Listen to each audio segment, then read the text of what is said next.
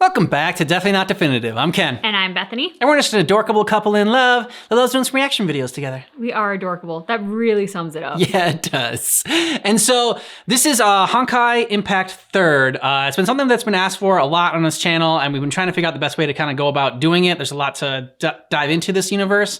So I decided to do the animated shorts, but in addition to the animated shorts, we're doing some like lore videos in there or like and whatnot, and to get like a little bit more about this universe as we watch these animated shorts from Honkai Impact 3rd. And we're doing it in parts. So after a little bit, a big chunk of it, we'll do a little bit of discussion, then we'll do another chunk of it and do another discussion.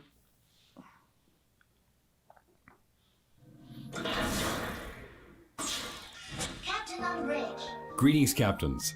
Welcome to the Honkai Operation Center. Honkai. Have you wondered where the Valkyries came from? Yeah. What are they fighting for? And what exactly does Honkai Northern mean? accent, Honkai. We will be diving into the history and worldview of Honkai Impact throughout this series. Today is a basic introduction to the prequel of the entire story. Throughout history, the struggle between mankind and nature has never ceased. The Honkaiverse is based on a parallel universe that reiterates this conflict, humanity's struggle against the Honkai. But what is the Honkai? We don't know exactly where it's from, but it's a force of chaos that existed from the beginning of time. Okay. It wants to destroy human civilization. That's And when unfortunate. human technology advances, it grows stronger. Honkai have tried to destroy us through creating supernatural disasters, monsters, and plagues, and giving birth to Herrschers, godlike beings who can bend physical laws. Oh damn, Wendy looks In the Honkaiverse, humanity Scary. has already established a high-tech global civilization 50,000 years ago. Whoa. Modern humans refer to this civilization as the previous era. Unfortunately, those high-tech humans in the previous era lost the war and were defeated by the Honkai. The previous era was destroyed, but some humans survived to rebuild human civilization. This brings us to the current era. Of course, Honkai wants to destroy humanity, so they didn't leave us in peace, even in the current era. 2717 BC was the date of the earliest record of the Honkai beast attacks. Fortunately, gifted human warriors such as Ji Xuanyan helped us defeat these early Honkai monsters. But Ji Xuanyan disappeared into the seas after an expedition to defeat the giant Honkai beast Chiyo. Oh no. To defend humanity against the Honkai, a religious organization known as the Shiksal rose after the fall of the Roman Empire. Shiksal was led by an overseer, usually a member of the Apocalypse family, who established Shiksal. It helped create the feudal order by helping various European princes gain power. They also developed crude Honkai-powered weapons and initiated the Honkai Crusades. The feudal armies of Europe fought the Honkai, Crusades are never defeating good. them in many battles and reclaiming lost lands. To increase its power, Shiksal also recruited and trained its own military. The Valkyrie Order is the most famous Shiksal fighting force, and a legendary Valkyrie is Kalan of House Kaslana. The Kaslanas are a family of knights known for their prowess in fighting the Honkai. Kalan's most powerful weapon is the Oath of Judah, an artifact from the previous era that was very effective against the Honkai. However, many things happened in the year 1470. Honkai created an infectious virus that caused the Great Plague and killed millions throughout Europe. But Shiksal did not focus on treating the plague. Instead, the leaders wanted to dominate the Eurasian continent and declared war against the Ming Empire of China. The war ended with Shiksal's defeat in 1475. To pay for the losses, Shiksal increased taxes and took money from the poor. These bad decisions only made Shiksal even less popular. When Shiksal tried to recover from its defeat, the Great Plague continued to claim lives. Otto Apocalypse, a younger son of Shiksal's ruling dynasty of House Apocalypse, managed to develop a cure in 1475. Although he was not the heir to the seat of Overseer, Otto's discovery increased his popularity. The deaths of his father and brothers allowed him to become the new Overseer. Correct things. Since then, human technology continued to grow. No. Everyone thought Honkai was gone, but the first Honkai eruption took place in 1952 and destroyed the entirety of Berlin. The eruption gave birth to the first Herrscher, a powerful godlike being capable of bending physical laws. Shiksal, which has become a rather secretive organization by now, quickly overpowered and captured the Herrscher for research. But Shiksal scientists failed to find out anything. The first Herrscher was then transferred to a Shiksal lab in London for additional inquiry. It was there that the first Herrscher was given the name Welt by the resident scientists Einstein and Tesla. The scientists and leadership of the North American branch were already very displeased with Otto's militaristic leadership. Some even doubted Otto's willingness to eradicate the Honkai. These differences eventually led to the independence of the entire branch, which renamed themselves Anti-Entropy in 1955. Unlike Jigsaw, which relied on Valkyries as its elite warriors, Anti-Entropy designed and built Honkai-powered mechs. The second Honkai eruption happened in 2000 and destroyed Siberia and the Russian Far East. Damn. It turned out that Jigsaw were performing many inhumane experiments on Honkai-resistant children. One of them, Siren, awakened and acquired Herrscher powers and proceeded to take revenge against those who tested on her and her friends. Good for you. Yeah. Jigsaw mobilized hundreds of Valkyries and depleted its entire arsenal of Honkai fission missiles to defeat this foe.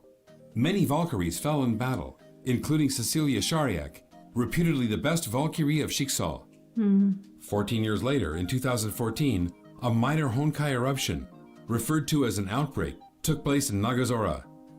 The outbreak wiped out the entire city and transformed many into zombies. Oh. The cause was the partial awakening of Mei Raiden, the third Herrscher, due to an implantation of a Herrscher gem. The Nagazora outbreak was contained by Jigsaw Far East Branch, led by Teresa Apocalypse. The few survivors of the event, Kiana Kaslana, Mei Raiden, and Bronya Zajcek, were then enrolled in St. Freya High School, a Valkyrie training school built by Teresa Apocalypse after the Second Honkai War. Okay. Now we can finally move on to the events in the game itself. Honkai Impact 3rd starts in the year 2016. You are the captain of the flying battleship Hyperion of Jigsaw Far East Branch. You will lead Kiana Kaslana, a brash and hot-headed Valkyrie trainee, and her other friends into battle.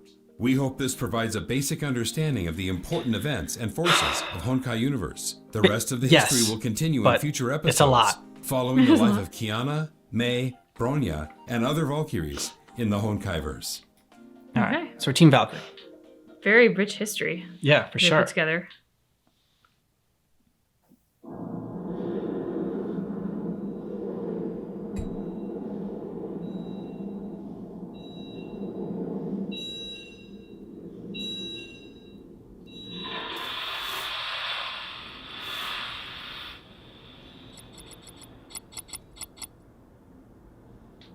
Don't be so stubborn. I must follow through with this.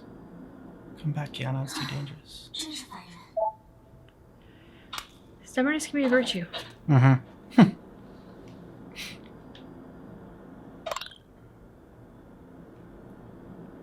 Oh, damn.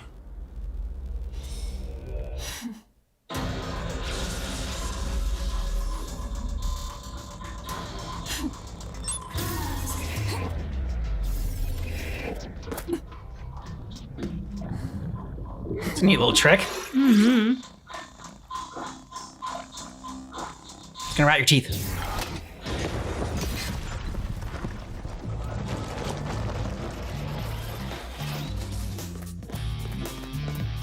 It's like a sentinel.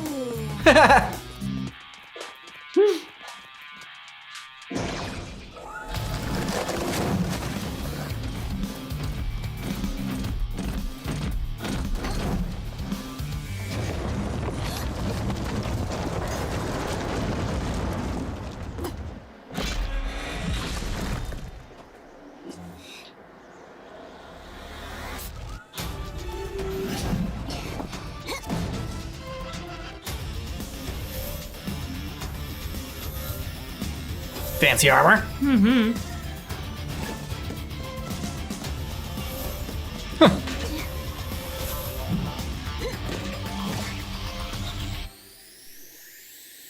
Yeah, dude, she's coming for you.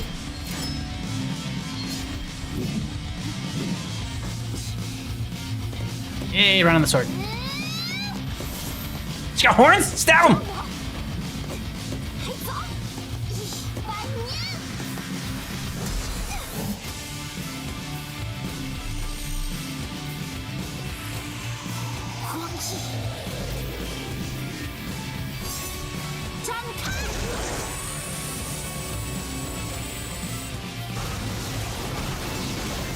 Oh, damn. Okay. Yeah. Fancy.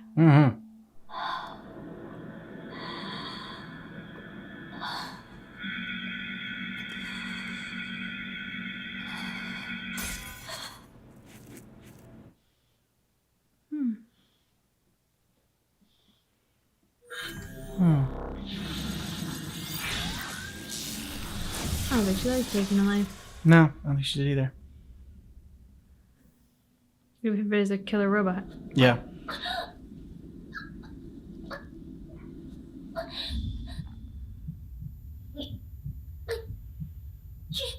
Uh-oh.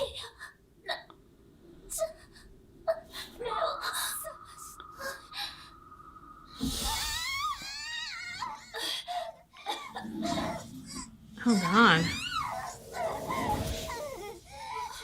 So she's under some kind of spell, not broken, I imagine. Or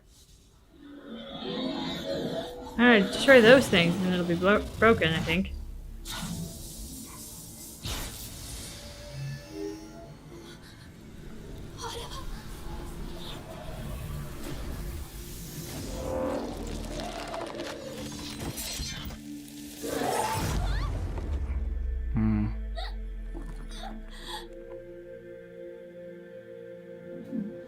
she's not your friend anymore.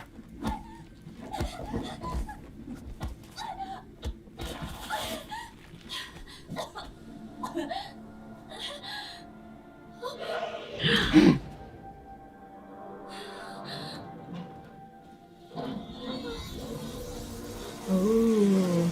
Yeah. Good robot.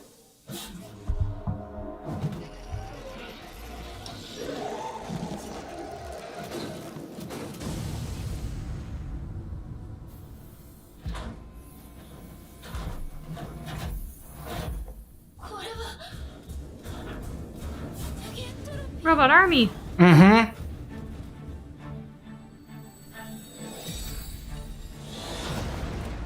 Pretty. Yes, peacock.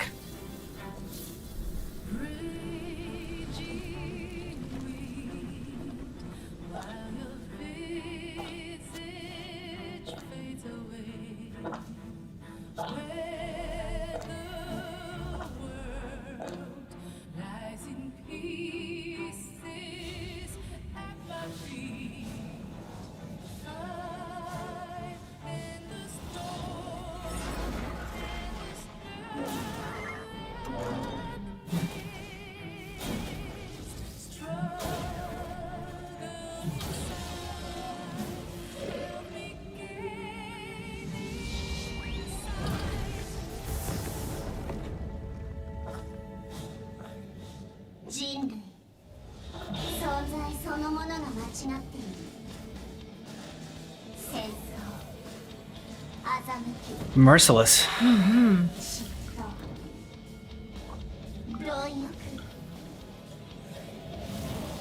人類のせいで私は全てを失った。でも今日私は全てを飲み込む。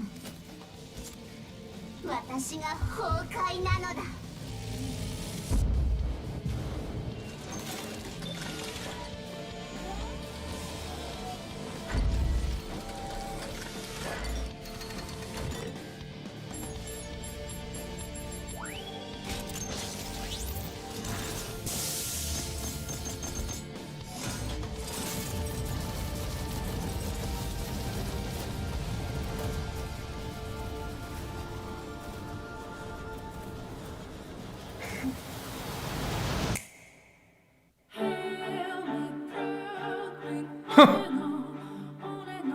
Nice trick. Yeah, just the snap of her fingers. Did she just collect all that power? I think so. Yep, and she's redirecting it now. Good call, beautiful.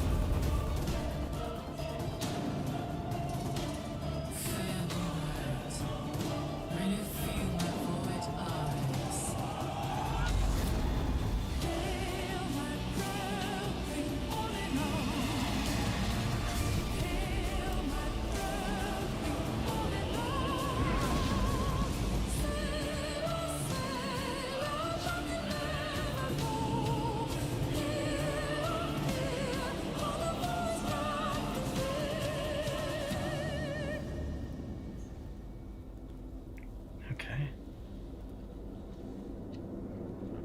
She's crazy powerful. Mm-hmm.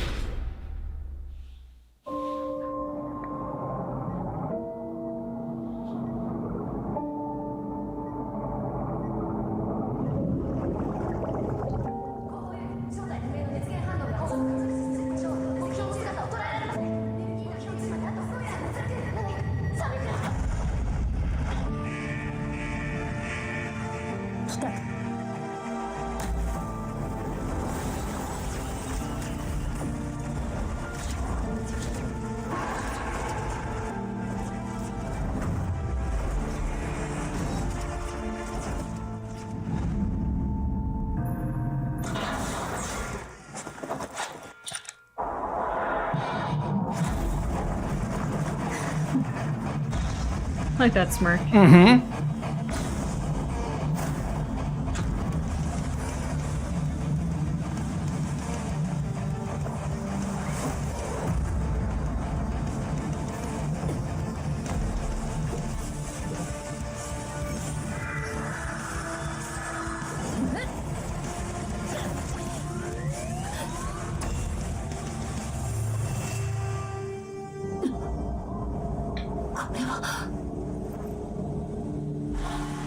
You're in the void.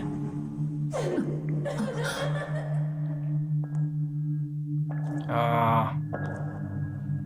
逃げられると思った待ってたわよ死を迎える準備は整っ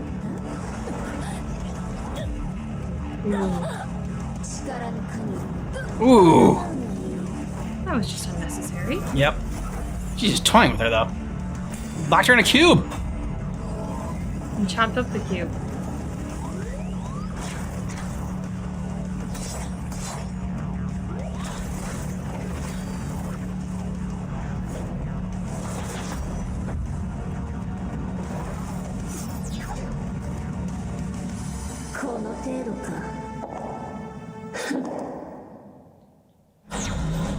It's just cold. Yeah.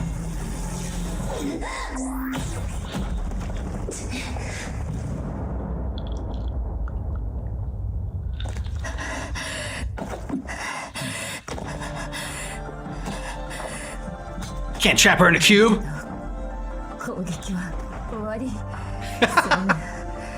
私の番で Oh, she's badass. 文句ある死ね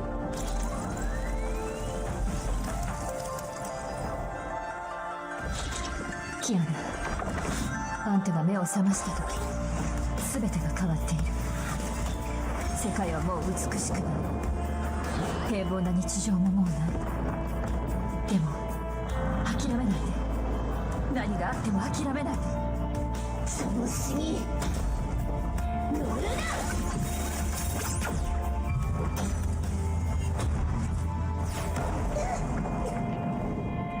Yeah, wake her ass up.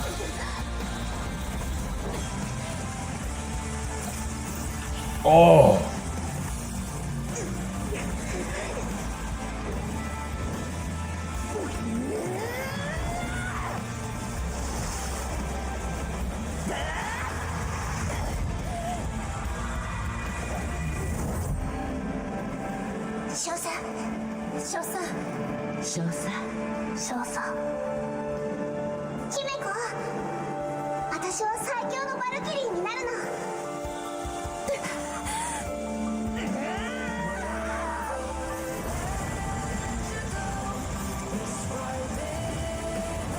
Oh.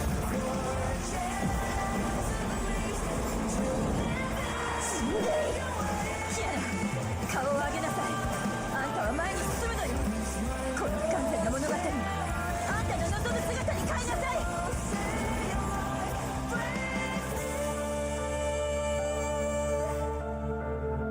生きなさいキアナ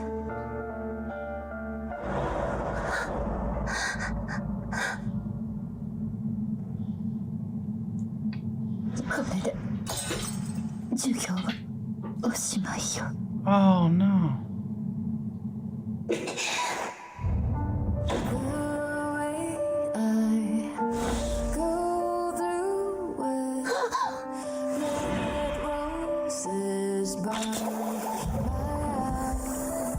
Oh, there you go.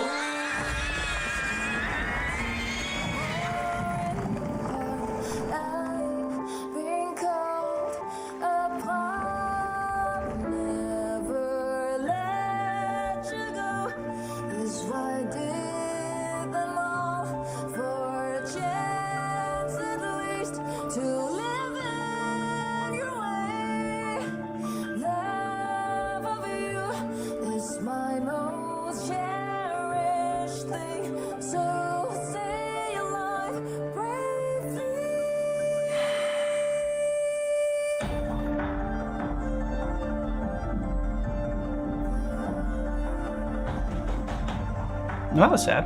Mm-hmm. sacrificing herself at the end just to like wake her up and.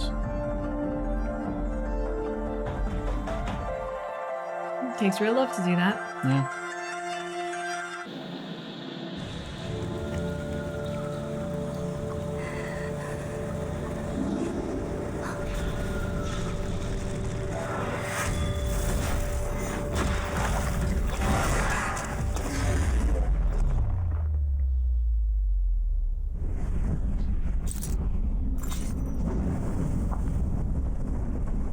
Breaking reality.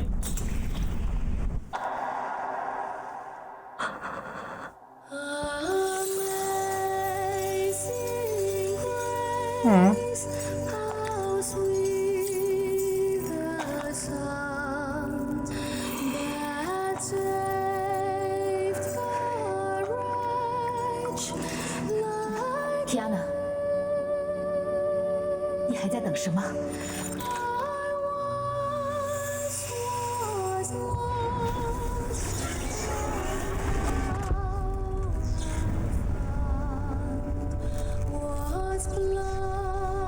姬子老师，我不会再逃避了。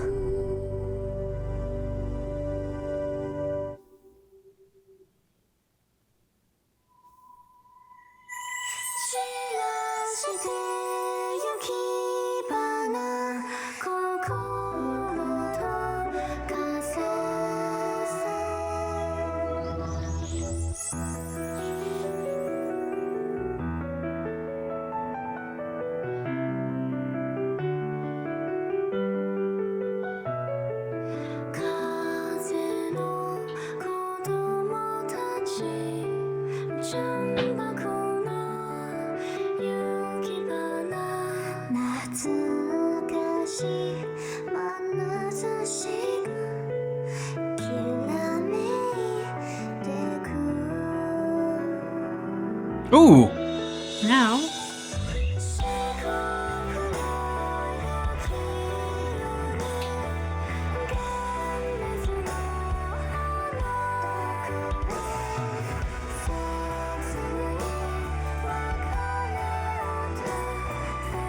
My dear host.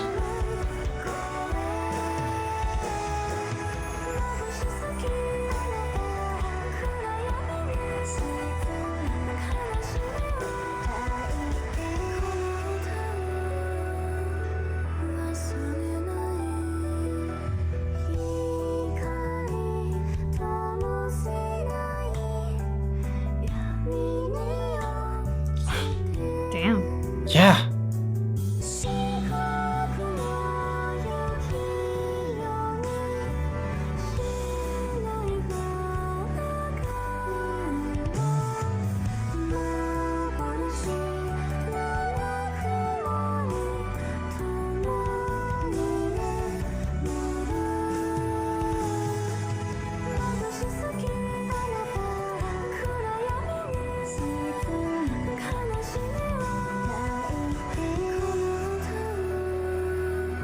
On the beach with her friend. Aww. ここが漁師の海。これが全部ブローニャ。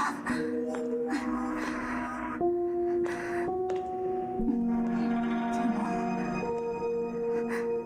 どこにいるのですか、ゼーレ。必ず見つけ出します。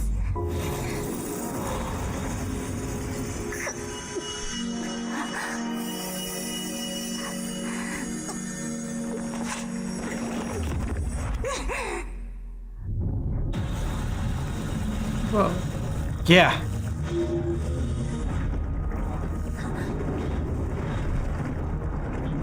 Hope you know what you're doing. Mm-hmm. しまった。動けません。 It's corrupting you. I'm like breaking you. Those look like cracks. Yeah. She was being fractured or something.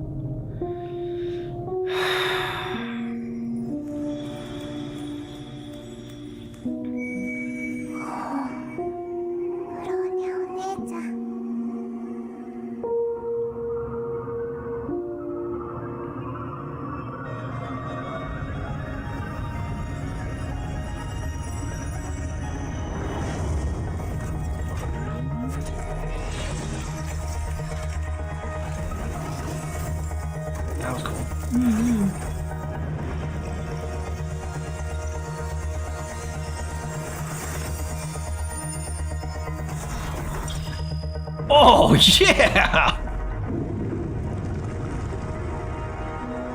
Nice. Okay. Those are some fancy shoes. Yeah, well now she's got wheels. She's like the coolest rollerblader ever.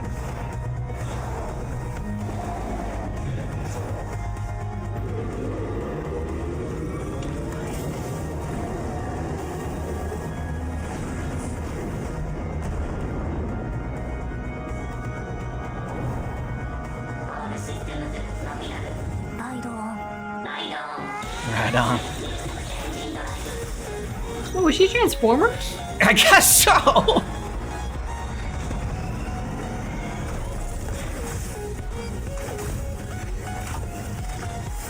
She's like a Transformer and a Power Ranger all in one.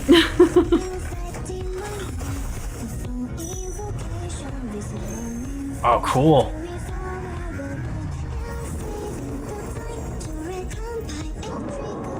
If that biker is still her shoes, she's got the best shoes ever. That would make me start caring about shoes.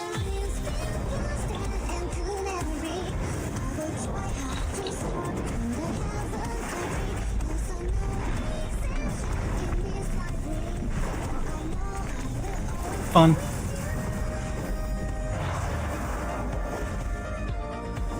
She can do the splits. Yep.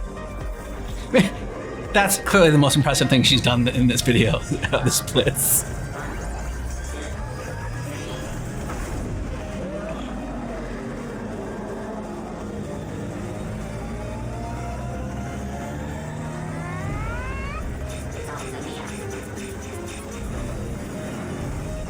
Yeah, Ryan's about to get critical. Ooh. Good job.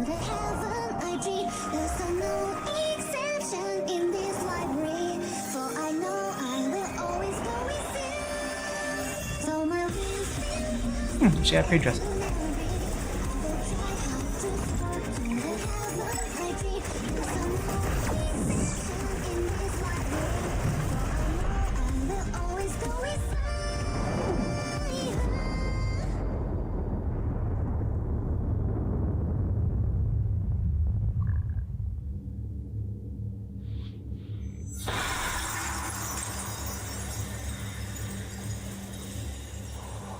Seele.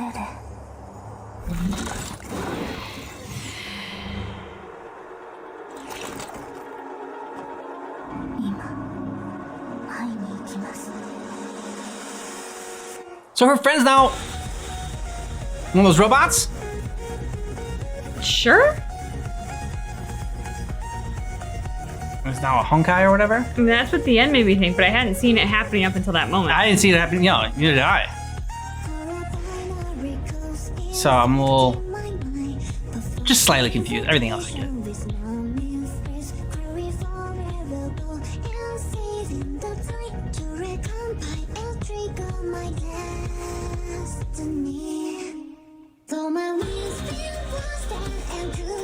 And Seele and Bronya, that's what I don't know how to pronounce their names, but are they like sisters or are they friends? They're friends, right? Or I thought they were friends or lovers. okay, yeah.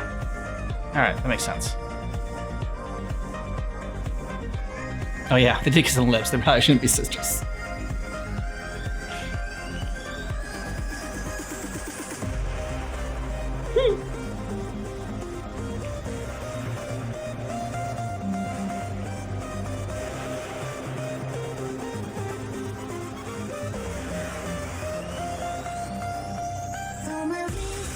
Yeah, those are all their memories together.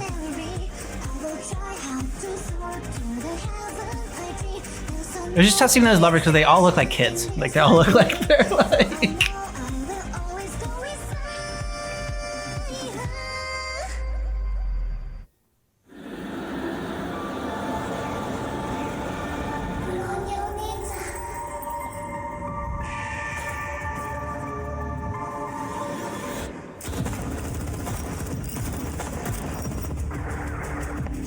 Well, that's just not nice. Mm-hmm. Oh, badass! Supposed to look like she was jumping on the bullets. Black Widow move. The Black Widow pose! Yep.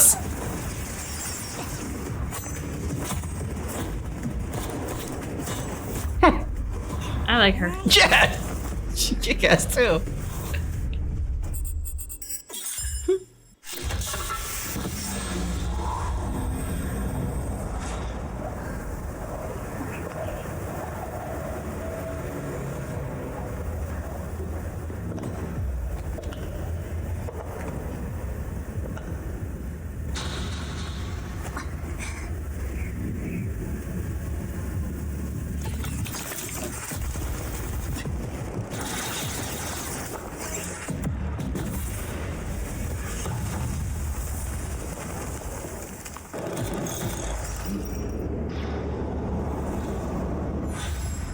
Her kicking ass and like dodging all these bullets just makes me think of like her like in a death battle. And wondering if they're gonna have Honkai characters in that ever. Yeah, why not?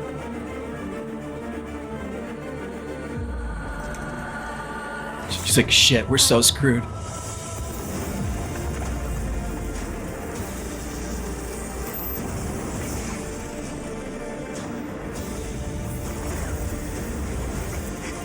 Ooh, sweet.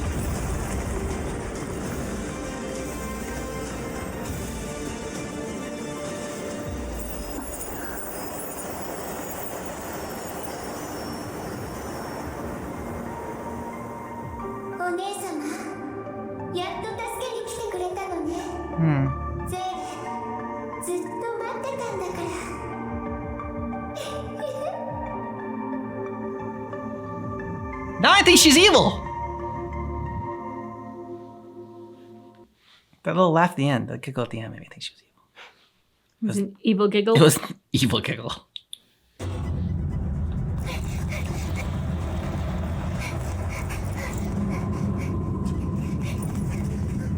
Nope, she's okay. She's saving her.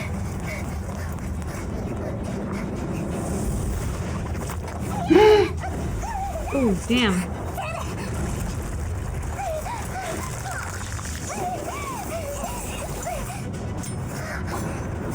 There you go.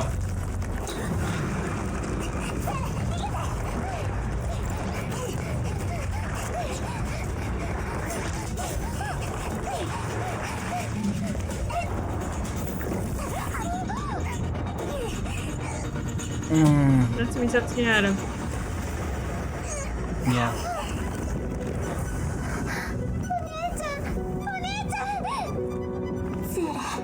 Oh, she's gonna let her go.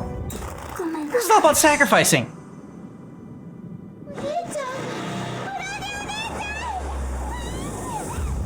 Now you're gonna have to go in and save her.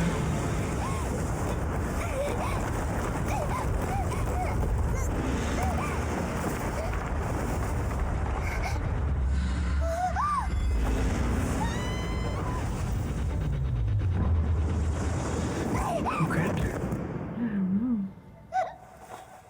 That was a rough landing. Yeah, it was.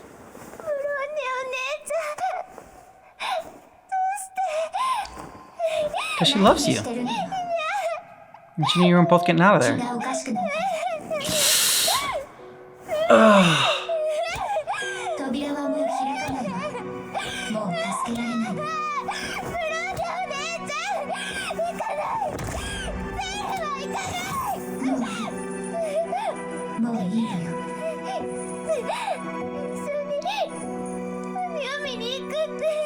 Oh, their beach date.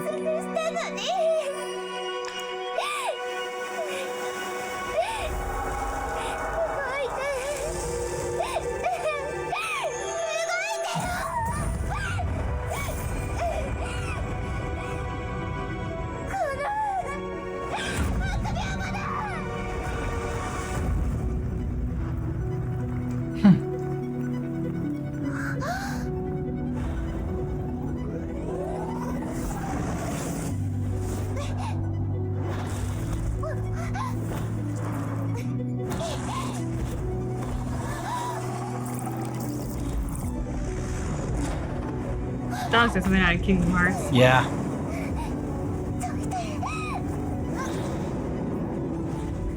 Fought for you gotta fight for her.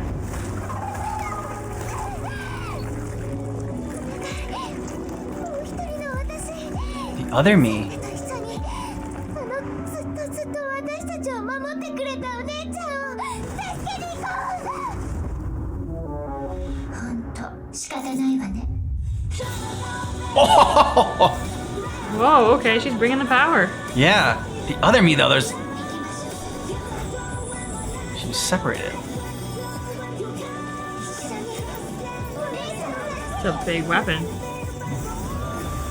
Looks like rubies. Mmm, little scythe. Yeah. I guess it's not a little scythe, but.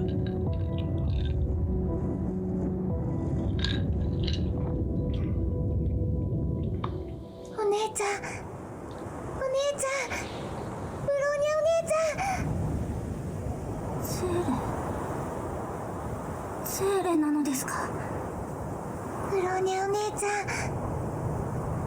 もう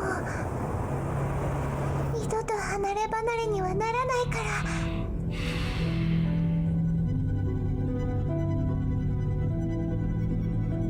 But is she now? Are they just now both down in the void though? That's kind of what it looks like. That's what it looked like. I mean, which sucks because Bronya went through all that trouble and sacrificed herself so you could go, you know, have a life outside the void. But I guess it's, I don't know. It's very Romeo and Juliet. They're never gonna get their beach day. They're never gonna get their beach day. There's no beach in the void. There's no sand down there. Didn't look like it, that's for sure. No. So they're both gonna be dead together. If I go down to hell, I don't know why you're in hell, but if I go down there and I save you, all right, and I sacrifice myself so you can go back up and you can live again, don't come back down and like, you know, so we can both be in hell together. Okay? No. Yes. I do not accept this. Yes. I don't accept it. That is what happens. Nope. All right. If I save you from death and I end up dying in the process, you don't come on and you die with me and we die together. No. Otherwise, I'm not saving you from death. We're going up like notebook style, so. That's not notebook style though. Cause I mean, it kind of is. you don't know all the shit that I went through to go save you.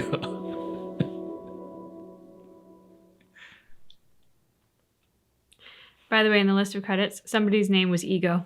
Made me think of Ego from Marvel. Yep. Thought you said it was gonna make you think of me.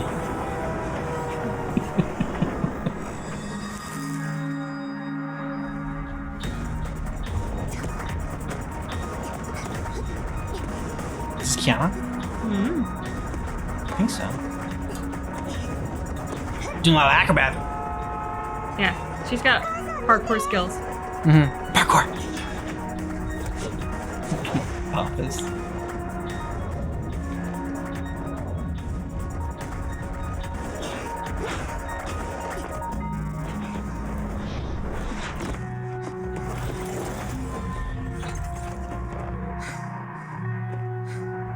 I feel like I'd exercise more if I could do that kind of shit. Like, that just looks so fun. Okay. She got boobs. She does. あんたたちの相手をしてる暇はないの。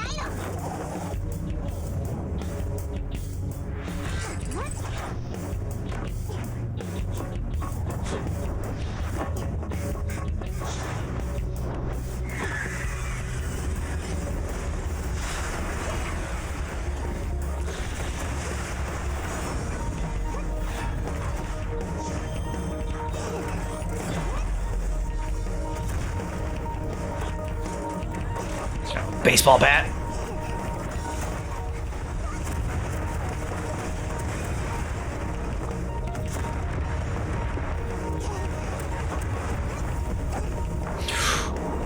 Nice grab.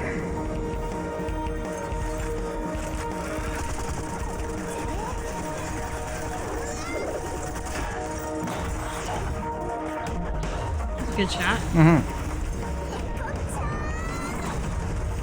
Ooh, she's got like Uh-oh. paws. Yeah. Oh! You pissed off her evil eye. Yeah.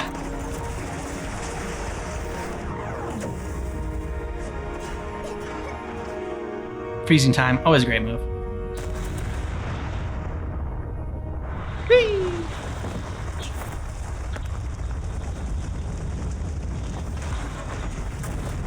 だよね。急いで解除しないと。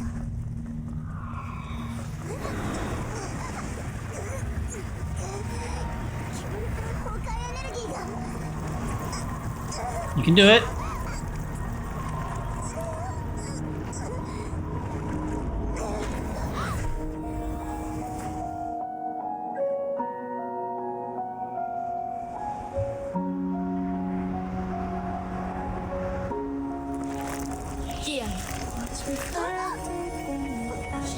Aww. She was always there with you. 約束したもんね。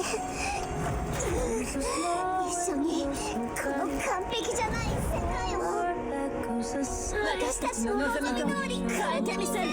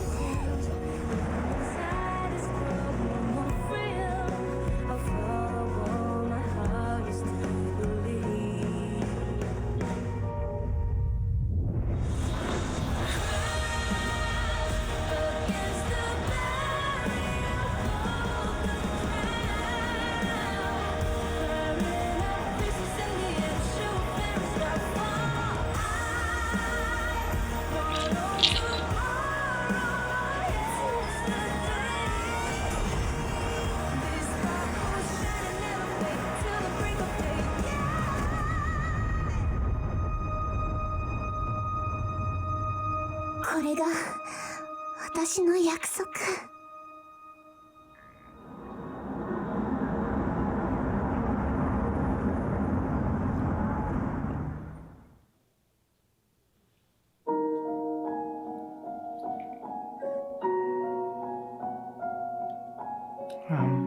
She reversed gravity. What is reflected in my eyes? Now the moonlight in a starless midnight. The showers on the people passing by. One is so small when the world's so wide. Every step forward that goes aside. I reach out for the halo far up high. Deeply engrave my memories. Suddenly now forgotten indeed. Someone has come before is waiting me. Cause I remember all the tales. Living inside this world, no more thrill. I'll follow my heart used to believe. Nice.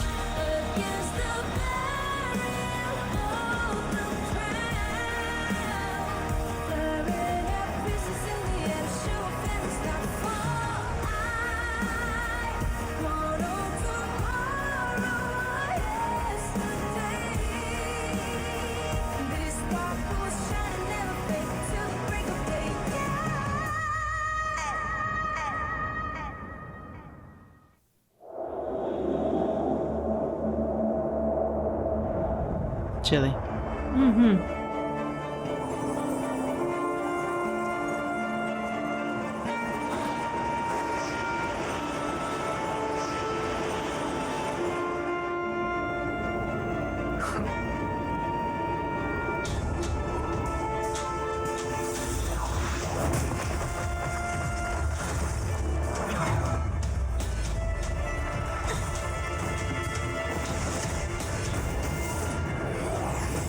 Oh!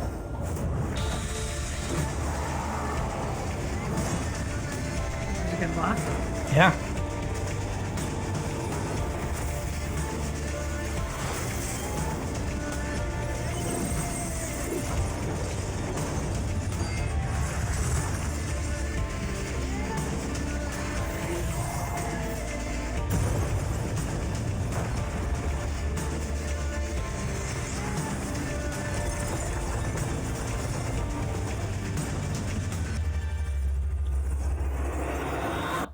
That last one I was most confused on. I don't know who those two people were that were in there, and what Kiana did at the end there to kind of like turn all the lights on for everything. I was a little confused there.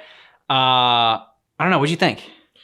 I mean, it's visually beautiful. Oh, for sure. And some impressive battle moves. Mm-hmm. I like the Seele and Bronya relationship. I think that that was probably the strongest anchor for me, just because that was the characters we got the most sense of. It was the story that was the most clearly defined out of any of them. I think this was a helpful introduction, but definitely need more to be really rooted into this. Yeah, I mean, so the whole Kiana and like her her master or whatever, like her teacher storyline, like I mean, like so far from what I've seen in the brief parts of the Honkai universe, is like it's all about like sacrifice and you know, doing whatever it takes for the ones you love. Basically, that's the message and the theme that I've gotten so far from this.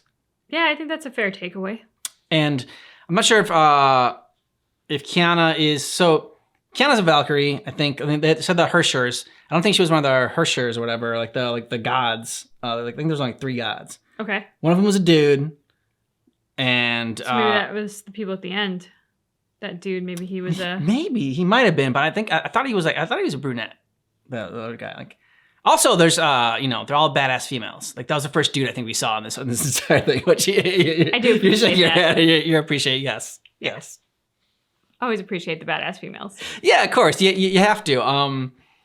But yeah, like I'm curious to check out more of these for sure. And obviously our journey is going to continue with this. But I think I agree with you. The Bronya and the Steely ones is the one that like made the most, I guess, sense to me, or like it was the most like rooted in it.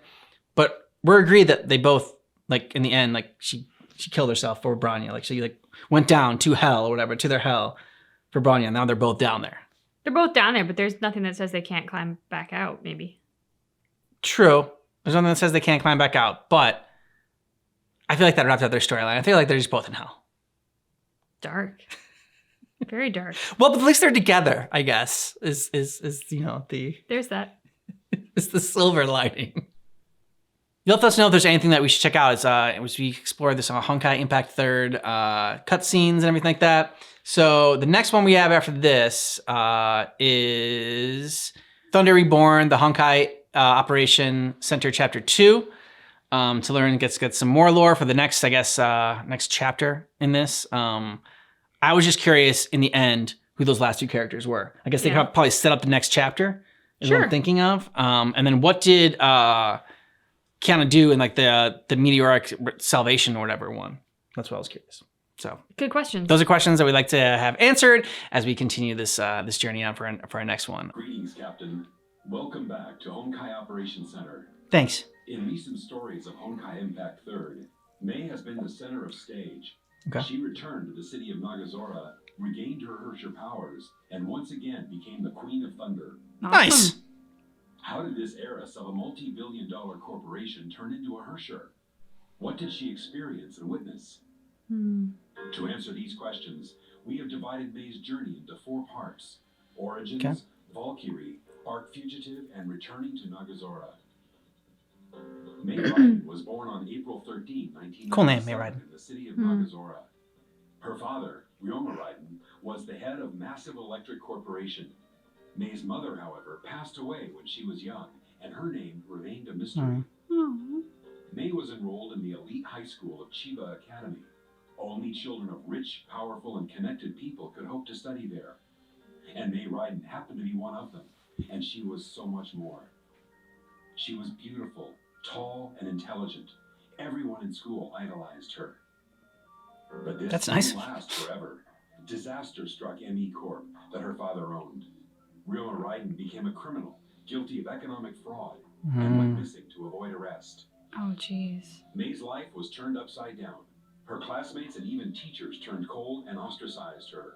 That was when she learned that their friendship and adulation were only reserved for her family fortune and prestige. Yep. And those Didn't had mean anything. disappeared when her father ran away. Left alone to face an uncaring world, May soon became extremely jaded and started hearing a voice echoing in the darkness. It promised terrible powers. This world deserves to be destroyed. She chose to become a Herrscher and ignited the 2014 Honkai outbreak in Nagazora. Millions died as a result. While May reveled in her new powers, a mysterious silver-haired transfer student named Kiana Kaslana suddenly appeared to stop her. Instead of trying to kill May for destroying the city, Kiana appealed to her human conscience. With her help, May successfully subdued the Herrscher within, and Kiana quickly became a close friend. Nice. The two girls met Bronya, and the three of them worked together to flee the stricken city. They were then taken into custody by Himiko, a Valkyrie of Shiksal's Far East branch. Teresa Apocalypse, who's in charge of the Far East branch, used all her powers and resources to enroll the three girls into her own Valkyrie training school, St. Freya High. Looks like Ruby's place. It does. Sarah's once worth billions, who lost both her parents, became ostracized, acquired her Dad, powers, oops. destroyed a city, met two very good friends, and started training to become a Valkyrie and defend the world against the Honkai. May was ever fearful of the Honkai within her and agreed to let Himiko implant a heart bomb. Oh my The god. bomb has a sensor that will start a countdown if it detects Herrscher impulses within May. Oh.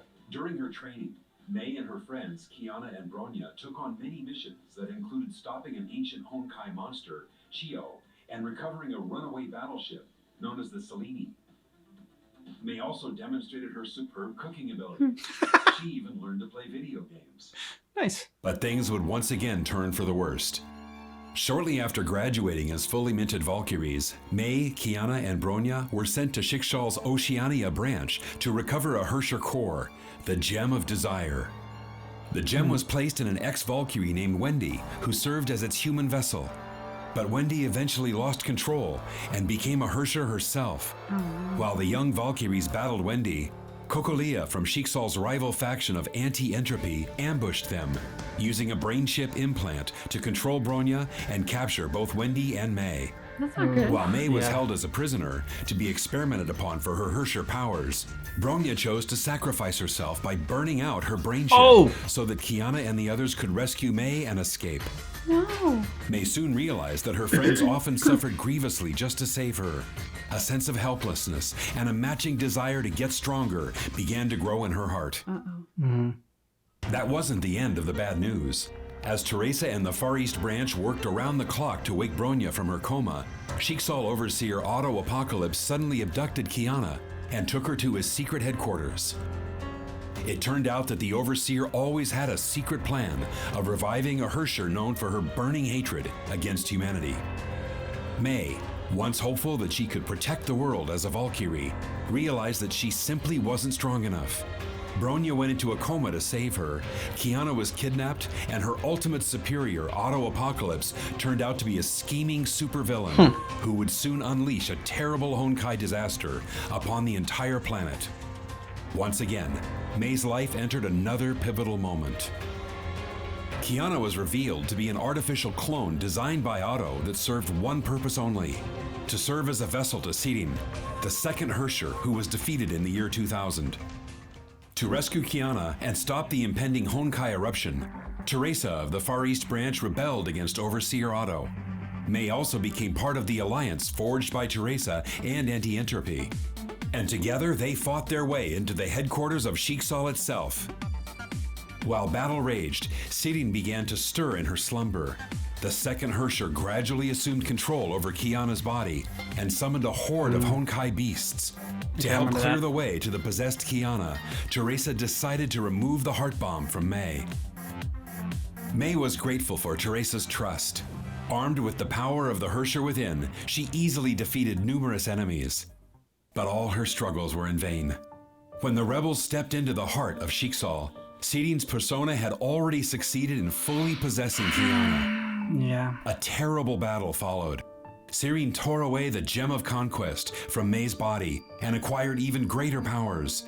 The brutal removal of the Herrscher core also took May out of the fight. Just when all hope was lost, Himiko entered into the fray and bravely fought Seele. Her selfless fight gave everyone the time they needed to escape. Teresa and the exhausted rebels withdrew from Shiksal. They failed to stop Otto and Seeding and became fugitives on the run. The Battle of Shiksal was yet another blow in Mei's life. She couldn't save her best friend. Searing even took Mei's core, gaining greater powers to wreak havoc on the entire planet. And in the face of such an enemy, Mei's only option was to flee. Having been on the run for 4 months, Teresa came across witness reports of Kiana at Arc City, located in Shenzhou. Teresa, Bronya, and Mei tried contacting an intel dealer named Grey Serpent. Instead, they came across the Ningyo, a cyborg girl who might know Kiana's whereabouts. But Shiksal's agent Rita suddenly appeared and defeated the 3 fugitives. They were forced to retreat with the Ningyo. The bad news was that the Ningyo no longer had any useful data after being formatted by Rita. Mei, who felt she had been performing poorly in battle, asked Dr. Tesla to make her an augmented battlesuit to work better with her residual Herrscher powers.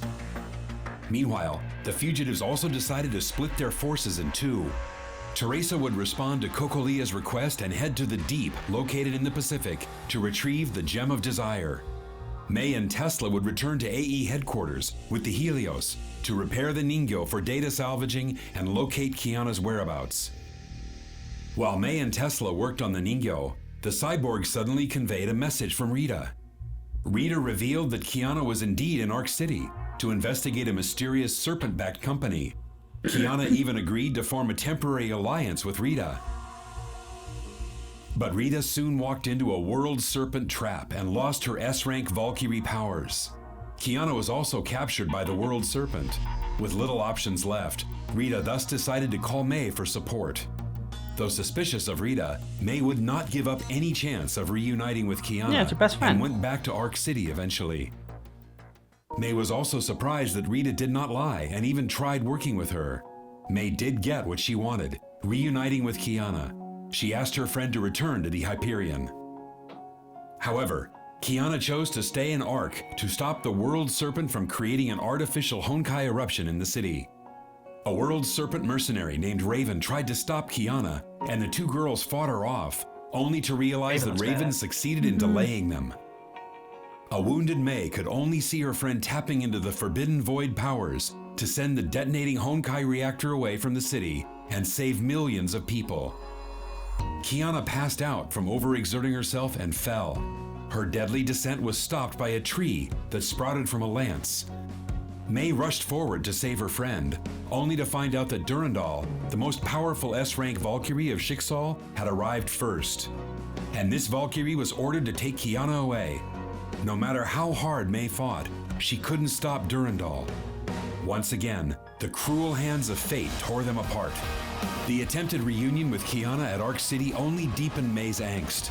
She was too weak to stop Shiksal, and her weakness allowed them to take Kiana. More power. Though imprisoned at Shiksal's Vemur Labs in North Africa, Kiana managed to escape during the chaos caused by a World Serpent attack. She used her void powers again and teleported herself to Nagazora, the place where she first met Mei. Dr. Tesla detected the energy fluctuations from Kiana's teleportation, and thus the fugitives headed toward the city that was destroyed by the Honkai eruption 3 years ago. Mei and Tesla arrived at the city ruins and tried looking for Kiana. Instead, they found scavenging children living in shelters who survived the Honkai disaster. And the sensei protector of these children who helped build their shelters was none other than Raven, the World Serpent mercenary that Mei fought in Arc City. When facing rising sea levels and Honkai resurgence, and also due to her need to protect the children, Mei agreed to set aside hostilities and join forces with Raven.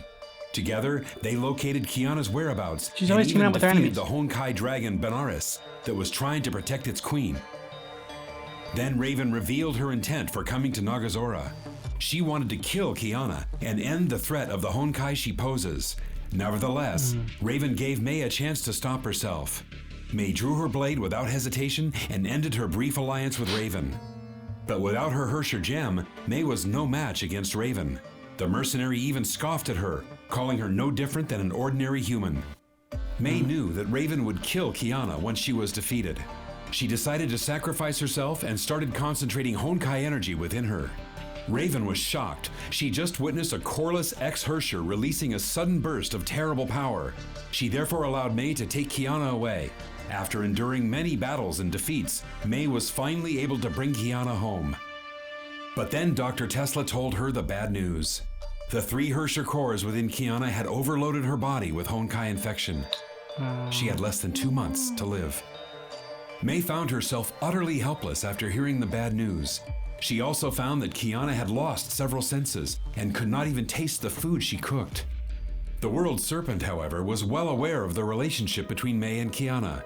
Kevin Kaslana, the sire of the World Serpent, met May in person. He was a previous era survivor and lauded as their most powerful warrior. Kevin promised May that the World Serpent could save Kiana's life, and that would require May to simply become a Honkai Herrscher once again. Oh, is that all? Once May became a Herrscher, one of the Herrscher cores infecting Kiana would dissipate and reappear in May instead, greatly reducing Kiana's infection. But May would have to leave Kiana and join the World Serpent to ensure that their grand project succeeds. And when Project Stigma successfully reforms the human race and defeats the Honkai, Kiana would no longer have to sacrifice herself to protect the world. To save her dying friend, May accepted the Serpent's offer without hesitation. And shortly after making her choice, a channel into the Sea of Quanta suddenly appeared in Nagazora. It turned out that Otto had fired the second divine key to create a channel right through the sea. And this was only possible because of the deal that Kevin and Otto made a few days ago. Kevin told May that she should take this chance to absorb Honkai energy seeping from Nagazora and complete her metamorphosis. Everything that began in Nagazora would end in the same city. 3 years ago, Kiana stopped May from becoming a Herrscher, and the 2 girls became best friends. And now, May has decided to become a Herrscher once more, just to save Kiana. Yeah, but Kiana wouldn't When want the that. transformation is complete, May will have to betray her friends and join forces with the enemy. But that's the price she needs to pay. Entering the darkness is the only way she can return Kiana to bliss.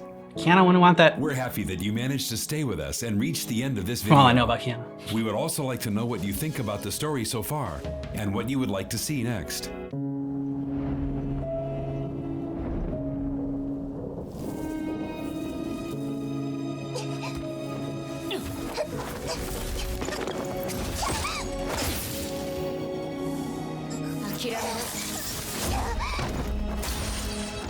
Oof, tossed away like a rag doll. やだ絶対に行かせない息も絶え絶えのくせに私のこの拳 There you go, Kiana.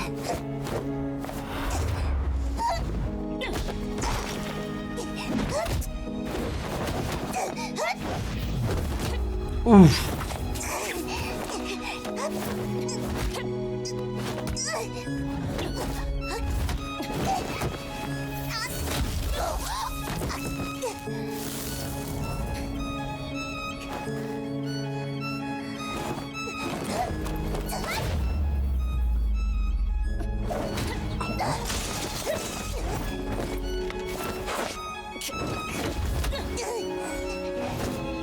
Uh-oh. Cobra Kai move. Oh! Surprised she didn't break that bench. 私は絶対に諦めない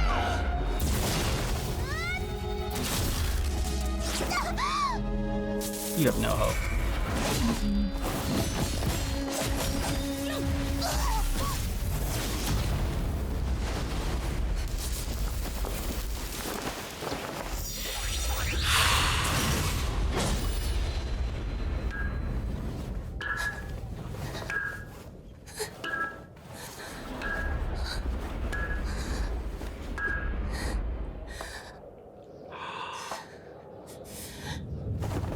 Oh, now she's...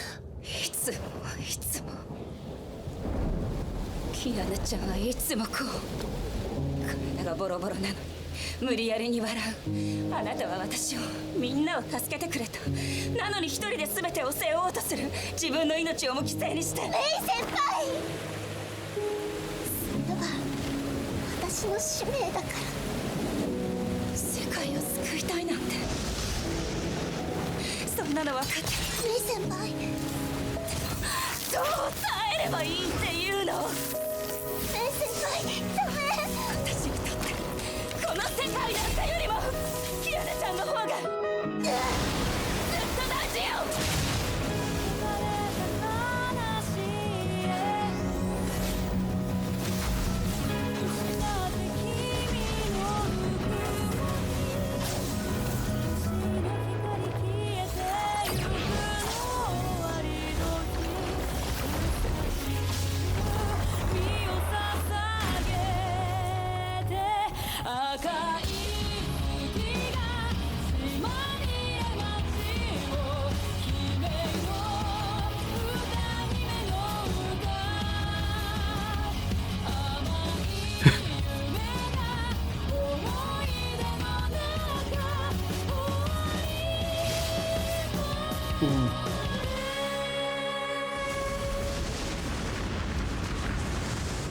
You're gonna destroy your friend to save your friend?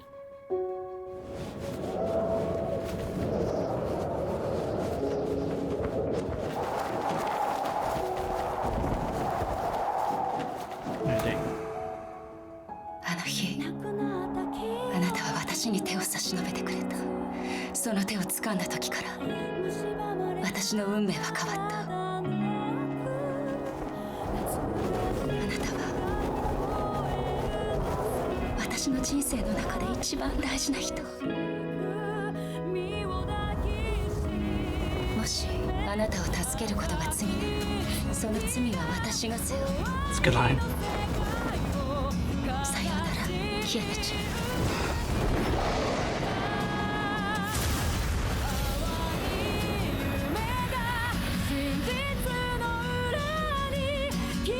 Rescuing you is a sin that obvious.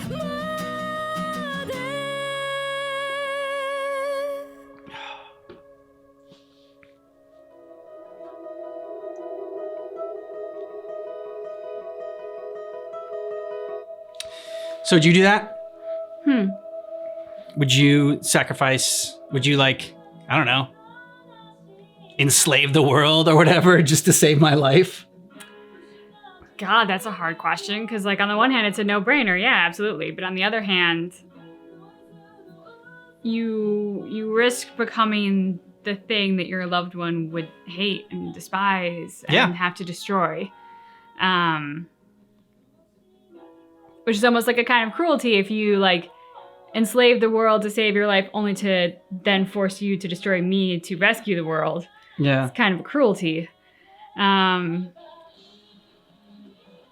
I don't know. I mean, I think it depends on if you're thinking rationally in that moment. If you're not, then yeah, it's a no-brainer. Yeah. Yeah, I mean, but can't she? I mean, she can't see that. Like, clearly, Kiana doesn't want this. Like, this is. I mean, she's fighting against her to stop her from like, don't save me. Yeah, but she can't live in a world that doesn't exist without I know, Kiana. I know. 崩坏，这种伴随着文明而诞生的意志，以毁灭文明为最终目标。不论跨越多少个时代，不论行过多少个春秋，崩坏始终在暗处窥伺着人类的文明。它夺走了我们的家园，夺走了我们所爱之人，夺走了那本该属于我们的和平生活。我向他，向所有人许下承诺，无论付出多少代价，人类一定会战胜崩坏。我，瓦尔特，代表人类向你挑战。臣第一额定攻略，太虚剑神。炉火圣才啊，释放你所有的力量吧！为了守护最爱的人，我愿意献上我的生命。我没法和你一起回去。黑渊白花，圣邪剑道。崩坏肆虐后的土地上，满目疮痍，除了蔓延着死亡的余烬之外， Heavy 什么 ashes 也 of 没留 death. 下。但在这无边的余烬之中，却有新的幼芽在悄悄生长。这是属于我们的故事。上很早便已开始。任何人都不能阻碍我拯救他的道路。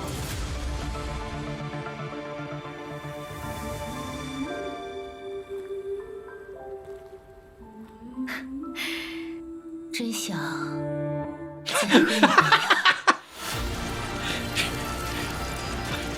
I get that. Kiana， 抬起头，继续前进吧。是吧，西儿？Bronya， 来找你了。我会把这种不完美的世界成我所期望的样子。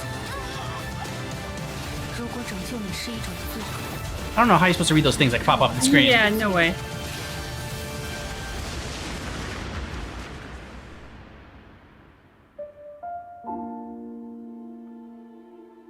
She's got a slow cooker.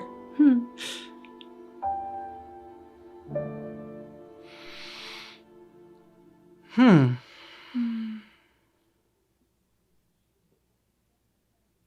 崩坏，它的历史远比我们想象的要长。早在5万年前，他就赢得了一次自己的战争，将上世代人类文明抹得一干 Hold 二 up the 净。 world. Gotta be tough. Oh, those two guys dance 他 on 还 it. 曾将我心爱之人夺走，让我踏上了拯救他的征途。 I don't search for way 当 to 第一律者诞生之时，我曾与他进行了亲切交流。当然，结局并不是很令人愉快。不久后，第二律者也随之诞生，而我则在他身上看到了复活重要之人的希望。在那场战斗中，不断有人奉献了自己的生命。那些为未来开辟道路之人，有的永远长眠在了西伯利亚。时过境迁，崩坏不断肆虐，而与之对抗的力量也迎来了新的血液。他们曾经历背叛与阻挠，也曾齐心协力共度艰险，甚至触及到了某些不该知道的秘密。梦境总是美妙的，它反映出了我们心中最真实的愿望。只不过，再美好的梦，也总有它醒来的一天。而到那时，我那宏伟的计划也将迎来新的篇章。当崩坏的女王降临，世界臣服于她脚下，有人毫不犹豫地举起了手中的剑刃，与神为敌。说实话，我敬畏那些燃烧自己生命的勇士，他们用自己的信念为世界换来了短暂的和平与安详。但他们不曾发现，我的计划正稳步行进，而一条巨蛇正从黑暗中醒来。大崩坏后，人们再次踏上了自己的道路。他们有人寻得力量，实现了自己曾经的约定，但同时却也遭遇了更为强大的敌人。有人则消耗生命拯救他人，只为实现了自己的承诺。流星的光芒如此耀眼，引得众人争相追逐。他们或是觊觎那耀眼的星光，或是只想拯救这颗流星。既然有争夺，就总有败北的一方。但渴望重要之人回到光明的愿望，却似乎更为强烈。为此，他不惜投身黑暗，甚至不惜化身罪人，也要将那命运的桎梏斩断。他们的故事还没有迎来结局，崩坏的故事也同样在继续。未来的道路究竟会延伸至何方？就让我们拭目以待吧。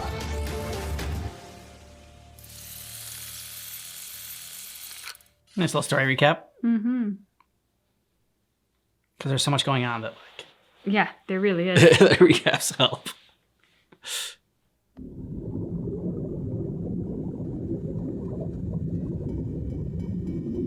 在这无边无际的梦境深处，凝望着面目全非的自己。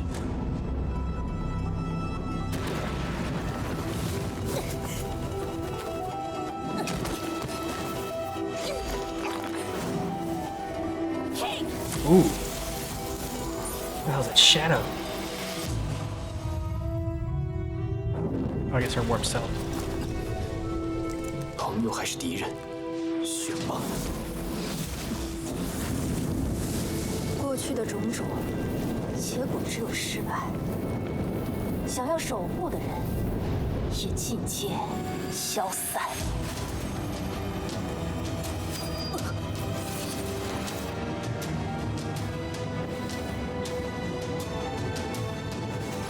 唯有刻骨铭心，才能促使脱胎换骨的成长。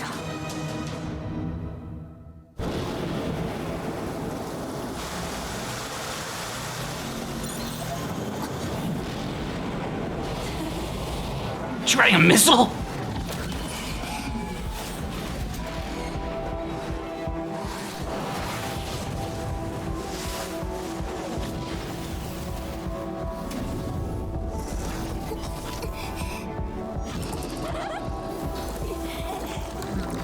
Mm-hmm. 现在就亲手把这个世界变成我想要的样子吧。 Holy crap! Okay. 你是怎么？你都认不出我了？Kiana同学，我将扭转万象。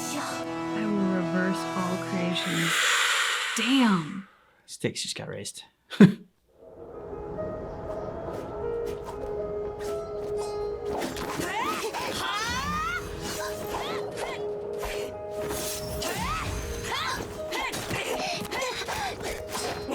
私にできることは限られて、チャンスをつかむ。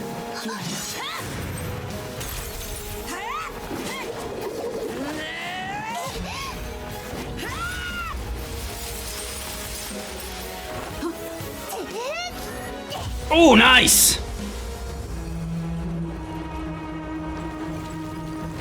ここまでだよ。くそ、嘘だ嘘だ嘘だ、ありえない。あなたたち、ちゃんと言うことを聞きなさい。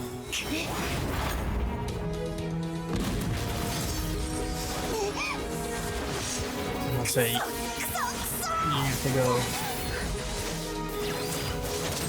あなたたち、この文化、変なわけが。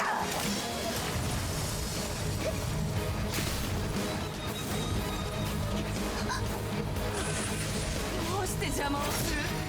どうしてあの役立たずを助ける？どうして？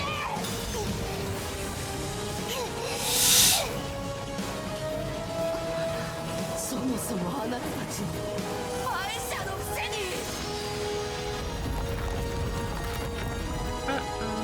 Yeah. 委員長も Phoenix? キアナ、力を抑えて。教えたことを思い出すの。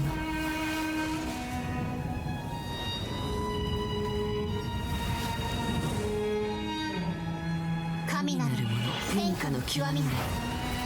万物に妙にして天をもって話すべからざる者なり。廃墟研究シウムー It's like Doctor Strange kind of stuff going on there.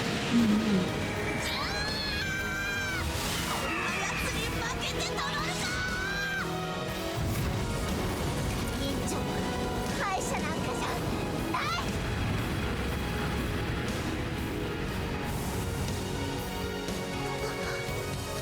ありがとうキアナ。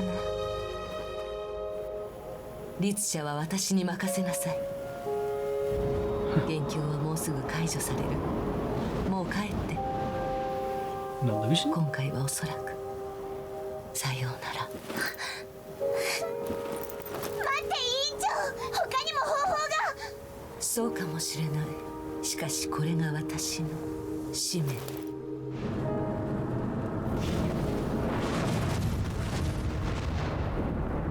I guess that's the next chapter so far. So, you know, that sacrifice, I get. Like, the whole, I'm not going to allow you to sacrifice yourself to, like, try to help me. Because Kiana was going after her because it's like, all right, because this is what I interpreted. I assume I can't pronounce her name. Fuha. Yeah, I wasn't quite sure on the pronunciation for that either. But she imprisoned that powerful being or whatever. And the only way to do that was to stay there with her and kind of like keep her there trapped. But it's like when Kiana saved her, it's like I don't care. Like I will fight her again. I don't care how powerful she is. Like if she escapes, it's not worth losing you. And so that kind of sacrifice and not accepting that kind of sacrifice, that I get. What this made me think of was, of all brilliant references, a meme that I actually saw online recently. But we've said it many a time that hurt people hurt people. And I think that is true of some of May's story. But why I think Kiana appealed to me and the other half of that yin and yang that is also true is that healed people help people. Healed people heal others. Just like safe people shelter others. The very often what is put upon us at key moments in our lives, which is what they talked about with May, is what we then have learned, and then also very often what we then put out into the universe. So it takes somebody who's learned how to heal themselves to help somebody else heal. And I think that's why Kiana, to me, was such an appealing character, was because she saw past May's pain and past May's seeming evilness or cruelty or anger to the person behind all that. And she was able to bring her back from it. And I think it's very, survival mode, that when somebody is cruel or angry or toxic in some capacity, we want to get away from them. And that's not necessarily wrong. We do need to protect ourselves. But at the same time, very often those people are toxic because of something that happened to them and a hurt that's not been healed. So I think it takes a pretty special person like Kiana to come along and say, I know I can take care of myself and help you. What you just said makes me think of Arcane with Jinx and Vi, and she was trying to save her little sister, and a lot of people had said that, she was trying to save Powder, and Powder wasn't there anymore, and now she was Jinx, she couldn't accept her for who she become. I was like, well, if the person you love and the person you know has become a bad person and become evil, it's not about accepting them isn't true love. Acceptance isn't true love. It's recognizing the good in that person and trying to bring out the best in them, and not giving up when they hurt you, and not giving up when they go astray, and knowing that that good person is still inside there. That just made me think of what you had talked about before, where it's if you had all of a sudden turned evil or something, or Sith Lord all of a sudden. Yeah, but even just in everyday sort of things, if one of us becomes short-tempered or whatever, and all of a sudden isn't acting it's not I except it's oh, well, this is just the person you are now. You are just stressed out and you become short-tempered, and I love you. That's okay. I accept you for who you are. It's no. We need to talk about this. I need to get you to stop. What is stressing you out? Let's get to this. Yeah, check in with each other. And I also think that getting back to the earlier conversation we had, when the first ones with May and Kiana, May didn't want to live in a world without Kiana, and so she was willing to basically sacrifice the world to save Kiana. That's the other thing where I wouldn't want to have you lose what makes you so good and what makes you who you are for me. I wouldn't want you to have to do that. That would pain me so much to see you have to I don't know, whatever, rob a bank and kill somebody or something like that to save me, pay for my, I don't know, kidney transplant or something like that. Putting in Kiana's position, I wouldn't want you to do what May did. I wouldn't want you to have to lose yourself in order to save me. To me, that's not a good trade-off. I'd rather have you continue to be you, and then just keep me in your heart. Well, while we're on the relationship advice aspect of all this, I think it's very easy to see how that works in a huge, big, monumental context. Yeah, exactly. I need a kidney transplant, and you're gonna rob a bank and kill someone to make it happen.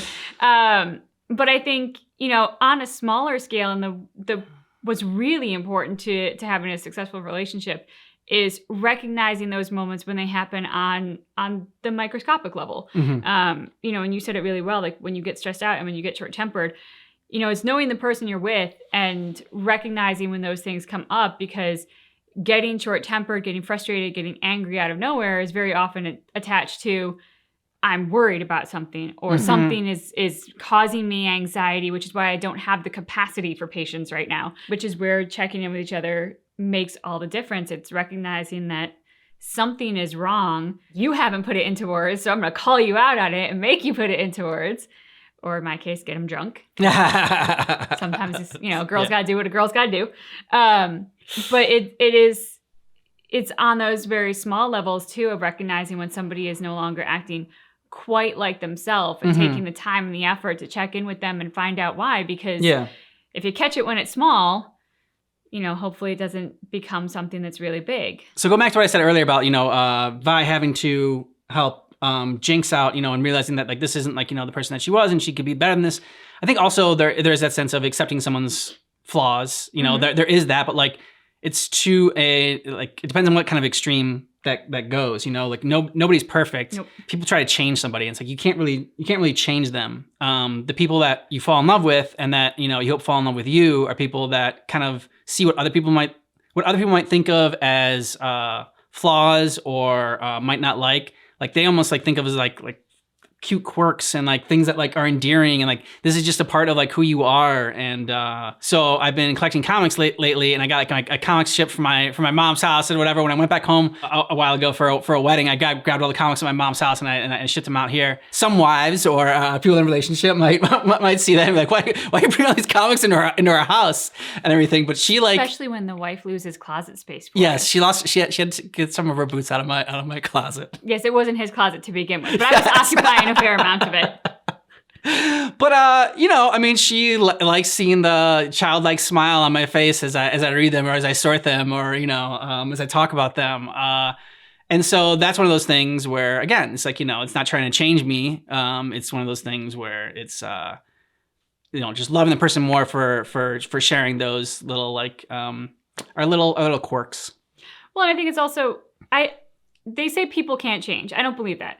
But I think a person can change themselves if they are motivated and truly desiring of doing so. You can't change someone just because you want them to be different. Yeah, true. That's never gonna do that. People overcome addiction. People lose weight. They gain weight. They change careers. They change hobbies and passions. Like people can change on a lot of levels. They're not gonna do it for you, nor should they.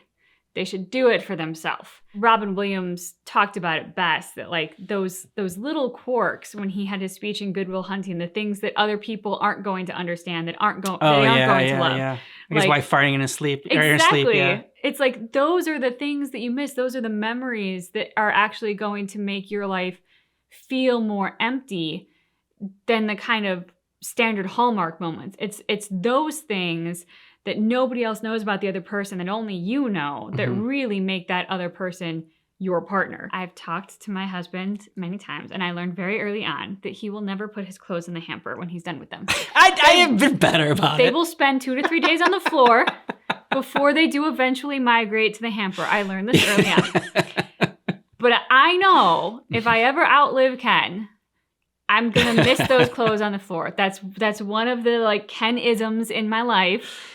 That is just a part of who he is and what makes our bedroom our bedroom. I mean, I'm gonna miss the comic books too, don't worry. But like it's like those little things, and it's loving someone for who they are. Yeah, well, and that's also, talking about changing. I was never a pet person growing up. I didn't really have any pets. So Bethany, brought our dogs into our relationship. She's like, we must always have dogs in our house. I'm like, okay, I get it. And so I thought I was gonna be like, I'll learn to live with the thing. Like, that's okay. But then, I've become now a dog person, and I love our fur babies, and they become such a big part of our life.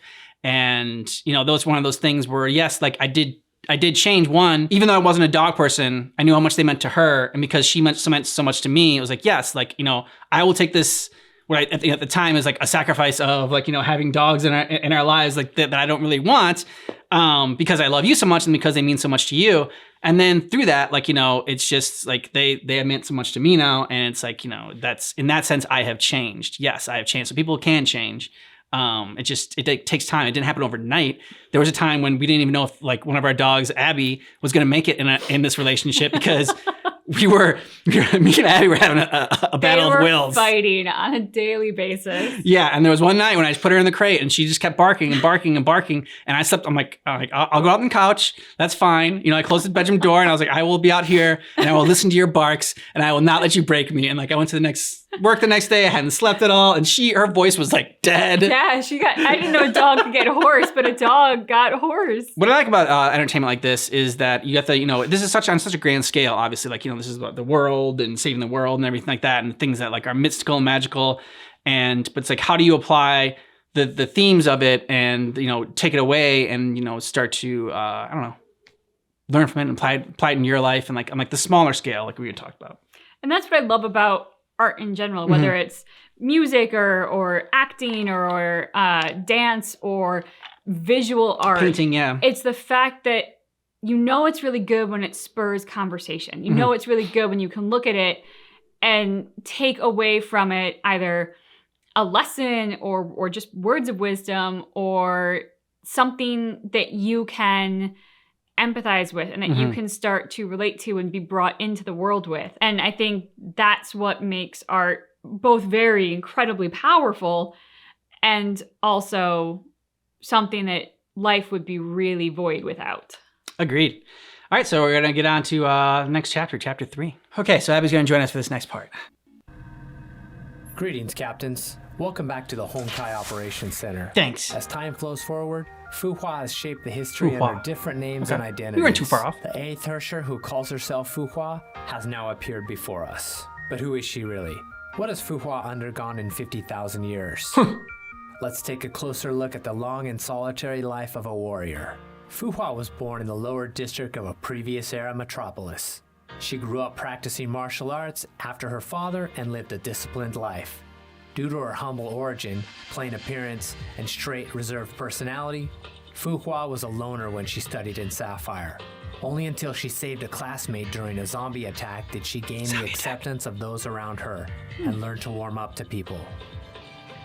But just when she was beginning to envision a bright future, fate forced her on a path that she had never imagined. The Honkai impact tore what she knew apart. The city was burned to the ground and her family and friends were killed. Hua fled and was saved by Moss Squad 5 leader Himiko. In a world where one could not survive alone, Hua could no longer afford to dream and was only left with the mission to eliminate Honkai. Hua joined Moth as a soldier, but she was still too weak to save anything. Cities fell. Billions of lives perished. Her savior, Himiko, died in the hands of her comrades after transforming into a Herrscher. She only had the passion to defeat Honkai, not the power to realize it. In the face of an overwhelming enemy, was running away the best thing she could do? Hua did not accept her fate. Burning with a grudge against her fate, Hua was reborn after challenging death. In an experiment that was deemed lethal, Igor miraculously fused with her and transformed her into a mantis. And the user of Key of Domination, as well as Feng Huang Down, the mantis brought home one victory after another. Until the final Herrscher descended. Humanity stood no chance in the decisive war. The few that survived forfeited their civilization. They put themselves into cryogenic sleep so they could start anew when the time arrives. And so Hua's story enters the next chapter.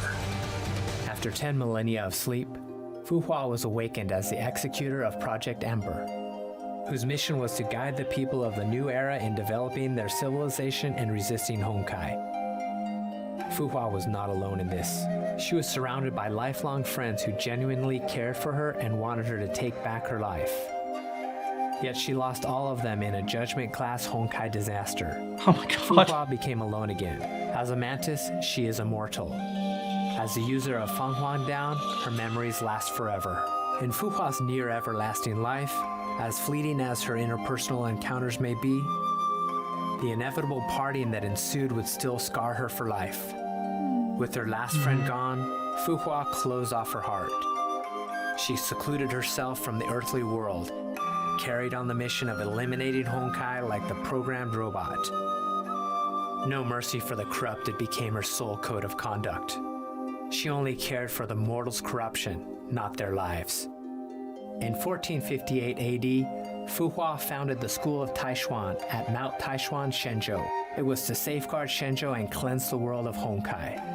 The school of Taishuan, which only had 7 disciples, dominated the martial arts world with the Edge of Taishuan, a secret sword fighting style that could channel Honkai energy. To the ordinary people, Fu Hua was as untouchable as a celestial, and hence was named Phoenix. In 1475 AD, on the Kipchak steppes in Central Asia, Fu Hua single-handedly trounced Schicksal's elite forces and their strongest Valkyrie, Kaslana. This battle also led Fu Hua's first encounter with Otto Apocalypse, her lifelong rival. In the next year, for reasons unknown, her 7 disciples mutinied and razed Mount Taishuan to the ground. Fu Hua was grievously injured, having lost her full power and immortality. Fu Hua temporarily withdrew from the world. Since she could not protect Shenzhou in a powerless state, she made a pact with Otto. Fu Hua joined Schicksal and worked for Otto. In return, Otto pledged to watch over Shenzhou in her stead. In 2000 AD, the second Honkai eruption brought total destruction. It was later known as the most devastating Honkai disaster of the current era. In a few days, multiple major cities were destroyed, resulting in millions of casualties. In this war, Schicksal and the anti-entropy fought back in full force. Fu Hua was dispatched to subdue the Herrschers as a Schicksal Valkyrie. In Fu Hua's long life, she has never ceased rethinking what fighting means, so she may one day slay all Herrschers and eliminate Honkai. By then, she had found the way of defeating a Herrscher. With unparalleled combat experience and Feng Huang Down's power, Fu Hua overwhelmed the pseudo-Herrscher of fire and temporarily suppressed the second Herrscher, who possessed 6 Herrscher cores. Damn. Yet even with such nigh immeasurable power, she could not defeat the second Herrscher, who was under the protection of the will of Honkai. At the critical moment, Fu Hua sacrificed Feng Huang Down and her memories to activate Feng Huang Down's first power, Taishuan Eminence. It severely wounded the second Herrscher and cut off her connection with the will of Honkai, creating an opening for humanity to turn the tables. Fighting this war cost Fu Hua her memories and most of her power. Over a decade later, Fu Hua enrolled at St. Freya as an undercover agent. She became the class monitor of Kiana's class to surveil the activity of the Herrscher of the Void inside Kiana. Although she approached Kiana and her friends with an ulterior motive, she regained long-lost friendships and bonds in a campus life full of joy and laughters. She carried out Otto's orders while secretly helping out Kiana and her friends to protect an addictive yet fragile balance of fate. However, the mission of eliminating Honkai ultimately made her side with the other end. She took away Kiana and helped Otto rouse the Herrscher of the Void. Little did she know that Otto did not play by the contract. He only roused the Herrscher for his selfish desires, not to protect others. To keep Fu Hua out of his plan, he shot her. To stop Otto's plan, Fu Hua activated Feng Huang Down's 0th power before dying, to transfer her sentience partially into the feathers and bind her sentience with Kiana's soul. Feng Huang Down, which bore Fu Hua's sentience, led Himiko to the power that could confront the Herrscher of the Void and provide the serum that could quell the Honkai energy inside Kiana. When Bronya was trapped in Grey's Serpent's Mind Labyrinth, Feng Huang Down appeared in time to help her escape. After the Herrscher of the Void begot a Honkai eruption, Kiana sunk into self-blame and loss. It was Fu Hua's sentience that supported her and taught her how to harness the Herrscher power. At last, to protect Kiana, Fu Hua's sentience burned herself out in the battle against Kevin and fell into a slumber. However, that was not the end of her story. After the Schicksal battle, Otto repaired her body, only to revive a Fu Hua that was not the fighter who upheld her mission above all else and abolished her own desires. She had the looks of Fu Hua, but uttered frivolous, arrogant, and impetuous words. She had the memories of Fu Hua, but could not understand the motives underpinning them. She loathed Honkai as much as Fu Hua, but she was no different from Honkai in action. Purely driven by a desire for destruction, she destroyed. She killed Otto's clone and demolished half of Schicksal's headquarters. To vent her desire for destruction, she fought Durandal and Kevin to trick Fu Hua's sentience in Feng Huang Down into submitting to her. She varnished over her motive time and again. To win the trust of Kiana and Bronya, she lured them into her memories to elicit their sympathy. In the end, she was not Fu Hua, but the 8th Herrscher born from her memories. Perhaps to the 8th Herrscher, this story that perpetuated itself for 50,000 years is an elaborated, pitiable tragedy. The Fu Hua that constrained herself and lived solely for her mission was nothing but a failure. She wanted to become a better Fu Hua. Perhaps the girl bathing in the sun on the grass 50,000 years ago would have had the same idea had she had learned the story of her life. It is a life that has seen too many betrayals, lies, and sacrifices. However, it is also a life that shaped Fu Hua into the remarkable fighter that her friends believe in and rely upon. What does the future have in store for her? We will find out together.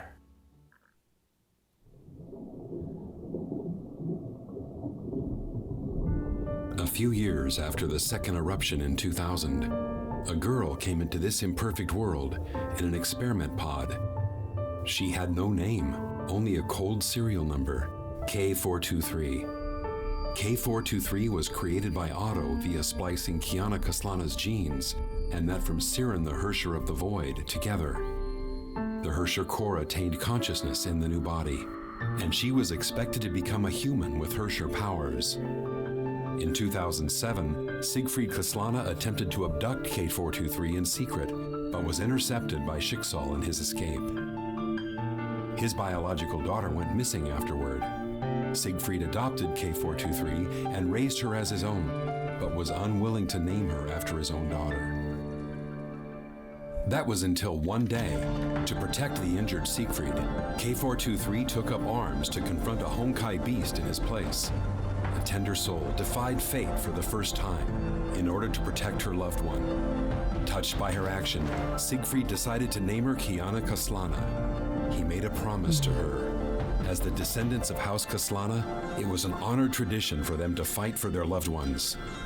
On this day, the girl received her name from her father, and she set foot on a path deviating from her written fate.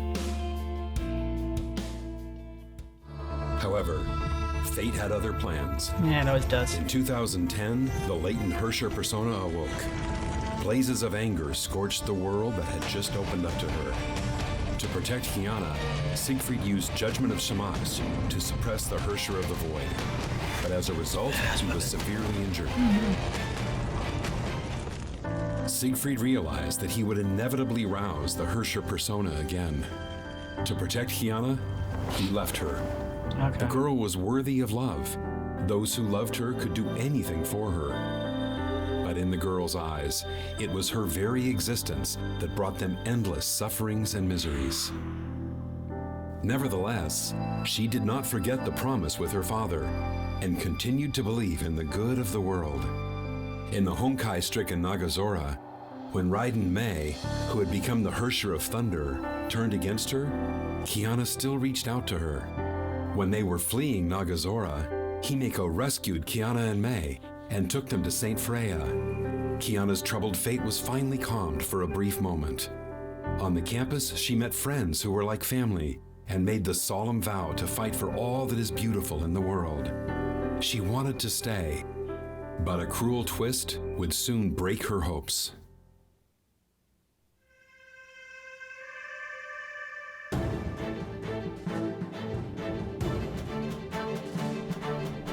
Dark seeds germinated in the shadow of the peaceful years. The other sentience inside her preyed on all the good in her life once more by encroaching on her cognition and her dreams. It was Kiana's pining for a mother's love that made her awakening possible. She created illusions to make Kiana believe that she saved her mother from sacrificing herself to end the second eruption. When she realized the great joy she experienced was elusive, she broke down and let the Herrscher persona take over. Being taken to the Schicksal HQ by Fu Hua, she was confined in the same bleak experiment pod just as when she was born. Only this time, Otto, who witnessed her rebirth, wished to see the Herrscher of the Void return. Just as Otto expected, the Saint Freya group revolted and attacked the Schicksal HQ with anti-entropy to rescue Kiana. In fact, he wanted them to gamble everything for Kiana. Their deep love and the ensuing sacrifices would stimulate Kiana's emotions to help her overcome the Herrscher persona, so she could become a human with Herrscher powers. The Herrscher of the Void achieved complete awakening and pulverized St. Freya and Anti-Entropy in a display of power. In the end, to save Kiana, Himeko donned the Godsbane battlesuit from Million Night, Eclipse. She defeated Herrscher of the Void and injected the Spear of Destiny, a Honkai neutralizing serum, into Kiana at the expense of her life. Himeko fell into the imaginary space.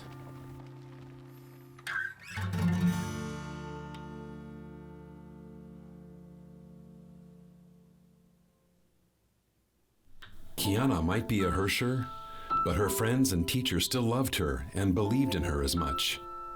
Yet their goodwill was too heavy to bear. Kiana wandered in Ark City after waking up from the nightmare. Honkai beasts and zombies hunted her. The whispers of the Herrscher tortured her. She wanted to run, but had nowhere to run. Those pains and sufferings are predestined.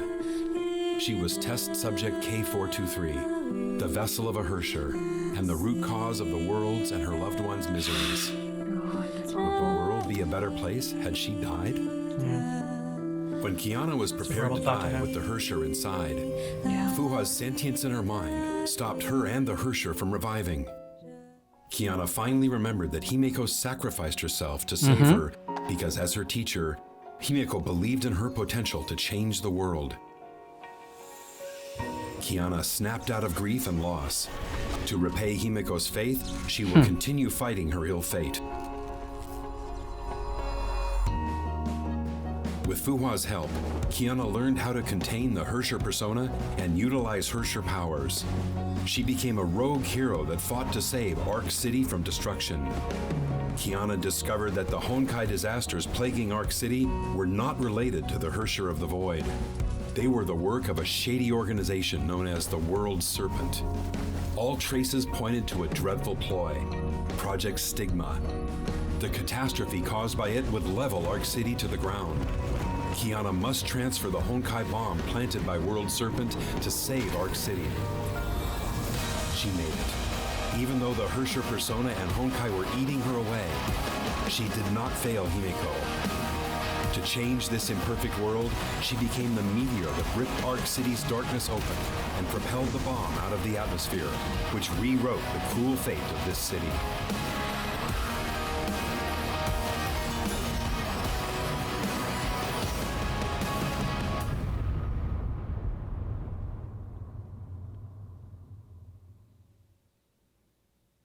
And back to the sadness. The unconscious Kiana was taken to the Schicksal North African lab by Durandal. Otto needed a Kiana who had harnessed Herrscher powers to activate the second divine key. Sick of being manipulated, she broke out from the lab and escaped Kevin's pursuit under Fuha's cover. Kiana returned to the ruins of Nagazora. She was ready to meet her end in the place where she first met everyone she cared about. She knew she had little time left as the Honkai core continued to corrupt her. To bring back Kiana, Mei set foot in Nagazora. Kiana had not stopped imagining how she would reunite with her friends once. Yet she could not seize the chance when it finally came. Honkai was growing thick in Nagazora. She had to step forward to protect the world and her friends, even if it would cost her her life. She had always been like this. She would laugh off the worst injuries. She saved the world, saved everyone, but kept the pain to herself. She was killing herself to protect the good in the world, but she had forgotten that she also meant the whole world to her loved ones. To save Kiana, Mei made a pact with Kevin. A new gem of conquest solidified in her body. She became the Herrscher of Thunder again and joined World Serpent by choice. Mei knew her best friend would never accept her choice, but she could not create a future for her dearest if she held on to her past.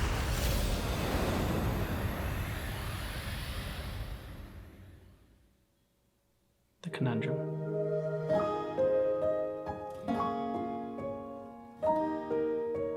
Yeah, but in the time of that, it After seems so May clear. left, Yeah. Kiana and Bronya went to Mount Taishuan to find the ways of mastering Herrscher powers recorded by Hua, without knowing the Herrscher of Sentience had already woken. In the illusion created by the Herrscher of Sentience, Hua's lonely life, bound by her mission, flashed before Kiana's eyes. Hua planned to sacrifice herself again to seal the Herrscher of Sentience. Kiana could not accept a fate that exchanged their lives for the greater good. It was Himiko's. It was May's. It was Fuhua's. It was hers once.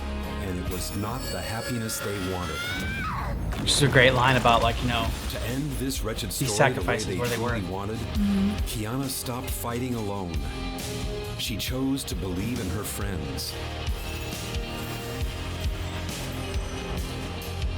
In the theater of domination, built by the Legion Herrscher, she confronted her fate for the last time.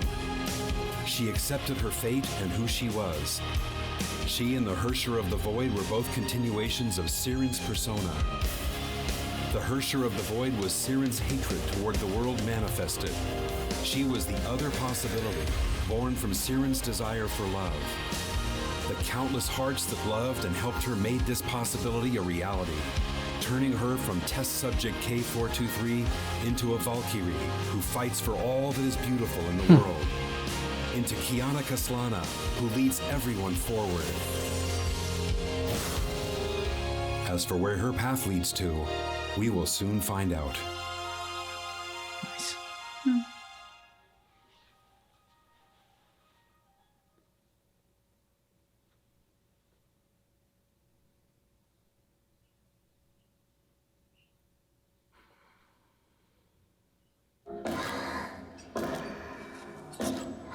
nice. Just random giant hands.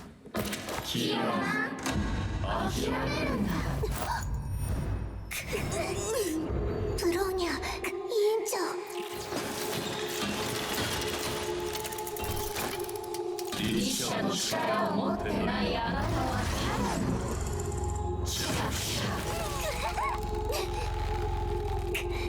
彼女たちを離して。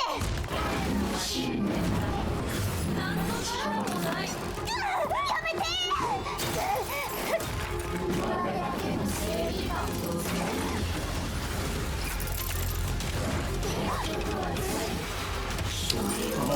Oh!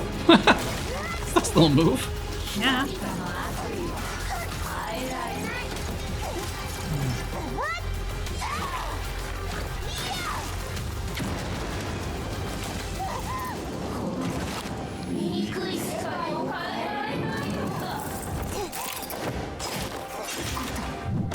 Change takes time. 少し。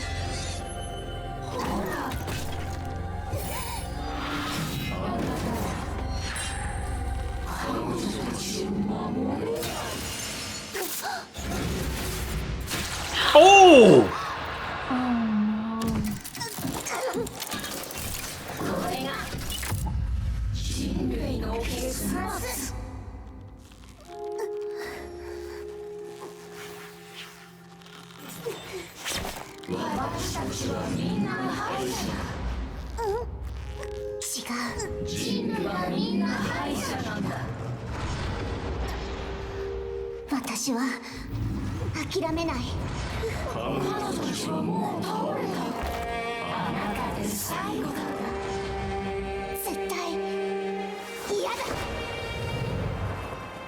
彼女たちはいつだって諦めない。今は私がすべきことをする番だ。みんなの選択は間違ってないってみんなに教えないと。Nice! あんたの攻撃は終わり。何？それなら私の番だ。文句ある？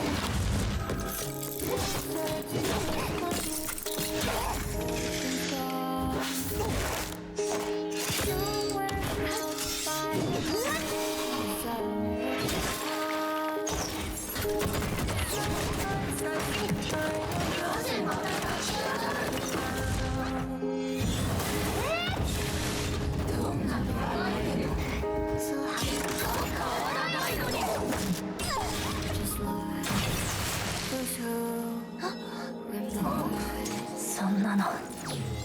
計ありません。キアナはバカですから。バカは諦めません。And an idiot doesn't quit.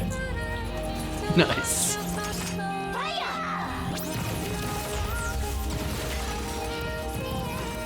Makes me think of Goku. His bullet doesn't quit either.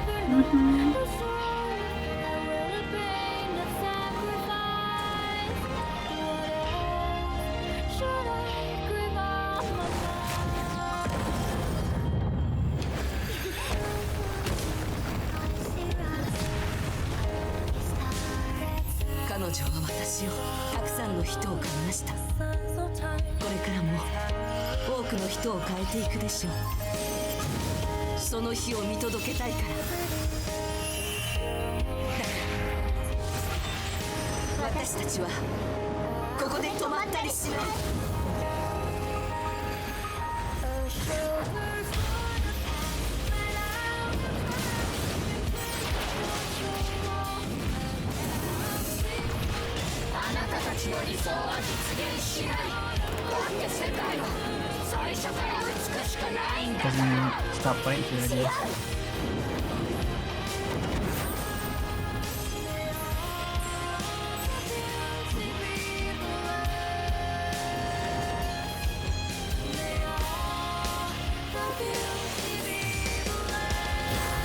Ooh.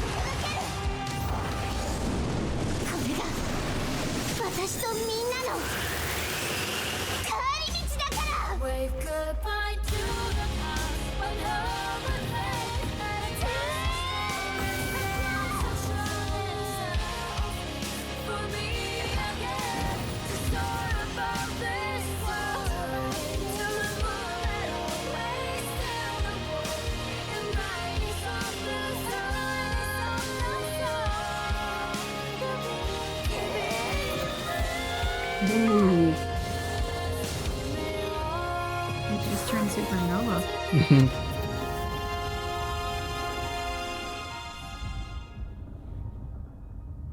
It's probably not a good thing if all those rocks are gonna go falling into the earth. They're slowly falling though. It's better than fast falling. Yeah.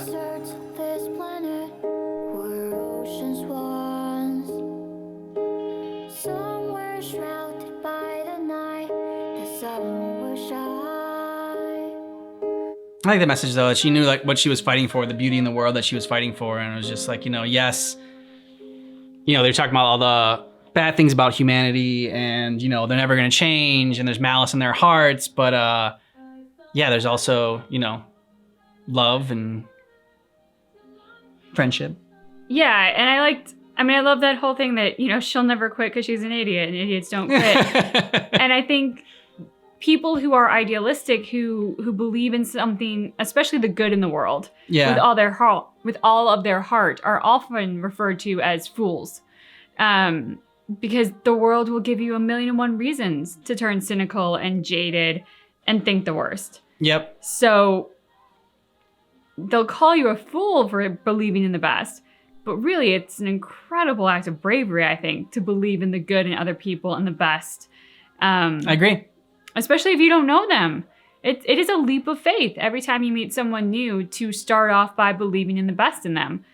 Because we've all, at some point or another, been hurt by somebody who's lied to us or betrayed us or hurt our feelings or whatever else. And, you know, that kind of gives you a reason not to believe in the best in a brand new person. And I also think that it's so much easier, like you said, to be hateful and spiteful and mean than it is to forgive and to, you know, have hope. I like that last line. May the fires of hope always guide us. It's a good line. Yeah.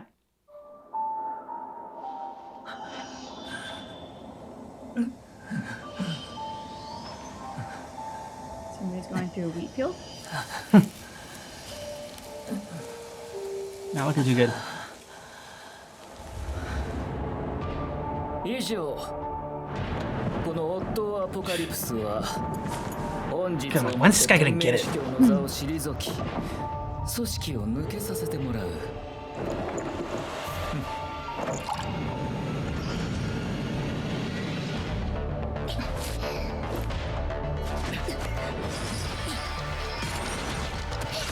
Go, Valkyries.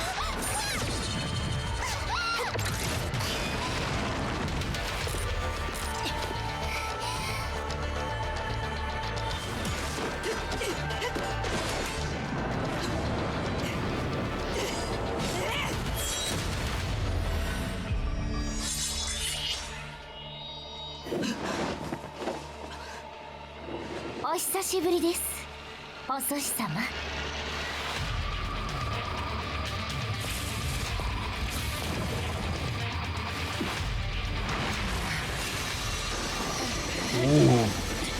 Yeah, that's pretty impressive. Yeah.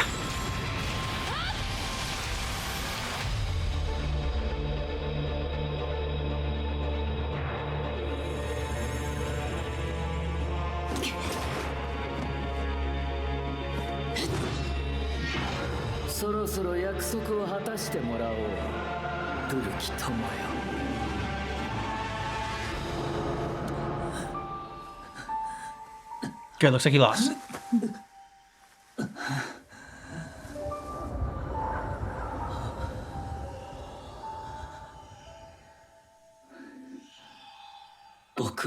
Or not. Who's Colin? You don't know? They talked about him all the time in this.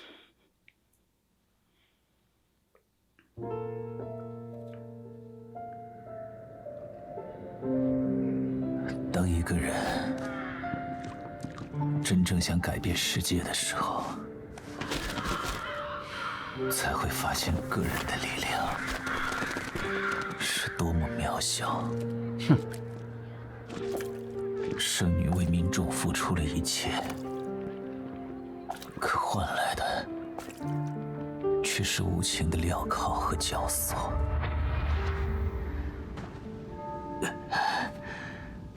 世界如此混沌，它既不公平，也不合理。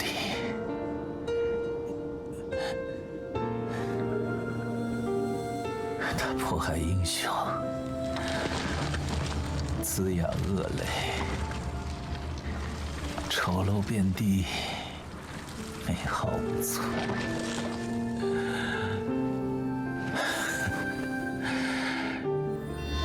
世界的恶意，就有恶人来斩断了。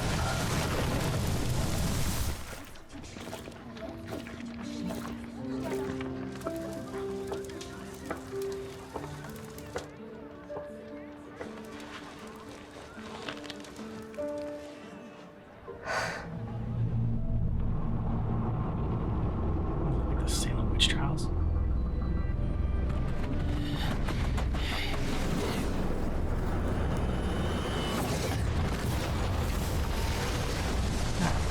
That was impressive. Yeah. You got a cool sword, I'll give you that.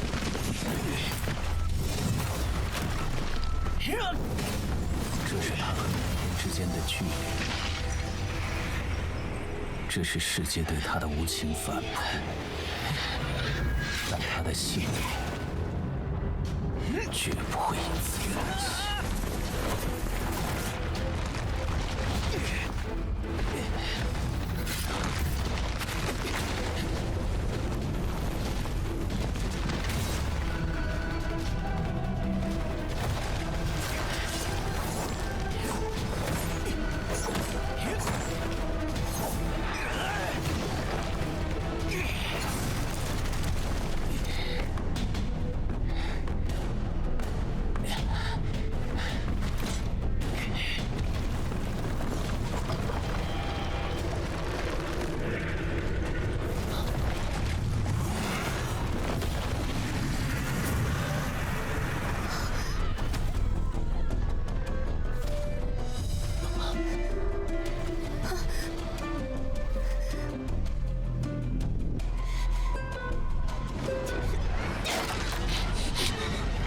There we go. Yeah. You think that those wooden boards are gonna hold her?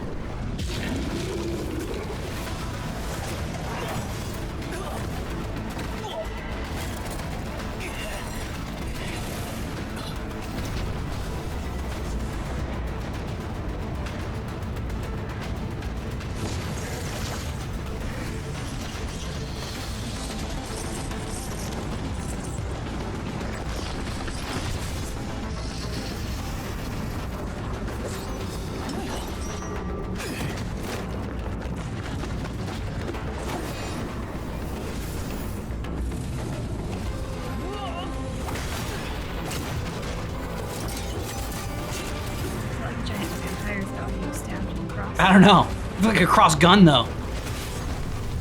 It's like, he had a gun in it too. It was like exploded.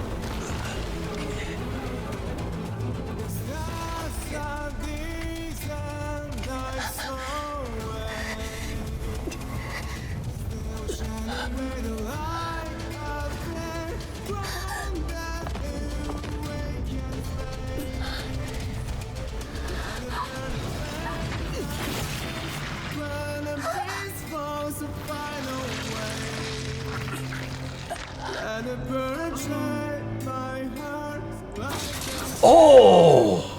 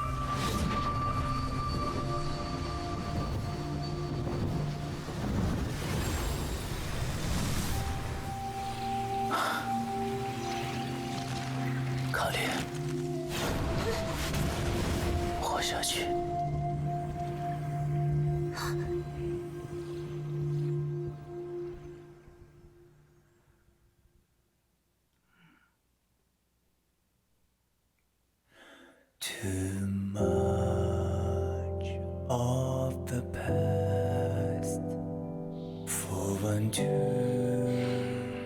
Seems like in the end he did it all for love.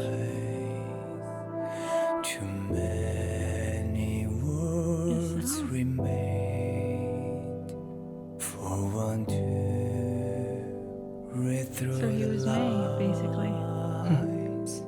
The ebb and flow of going evil to get back the person you loved. Yeah, I mean, that was... They did a good job, because I mean, we hadn't seen too much of him, we just kind of heard about him a lot. Yeah. And I just didn't like him. I was waiting for him to get it, but like, that was a good moment where, in the end, it wasn't like satisfying like that he died. Yeah.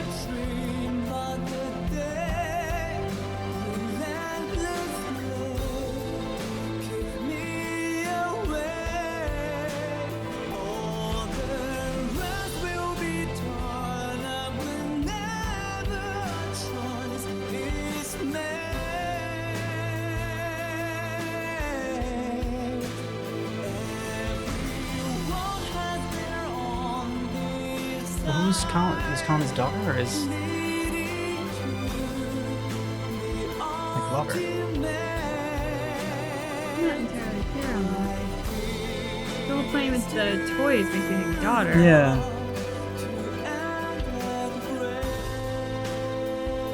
And he refused to name K423 after his daughter. But that was so many different Wasn't that things. Auto Apocalypse who had her in the... He had her in there, but then didn't somebody else take her out? Yeah, then somebody else named her Kiana Kaslana. Yeah. But Yeah. wasn't it Otto who refused to name her after his daughter? So would that have been Callan Kaslana, maybe? Oh, okay.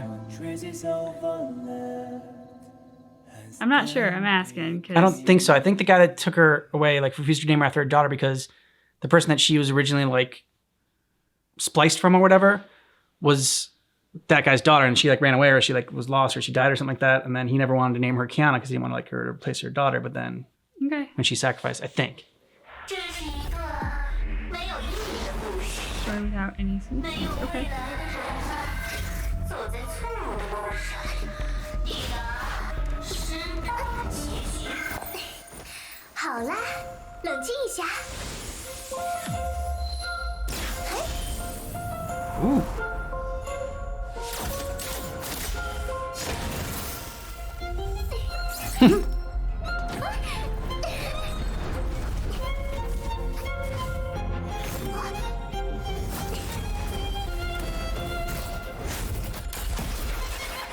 以日者的标准，你的样子还真有些别致呢。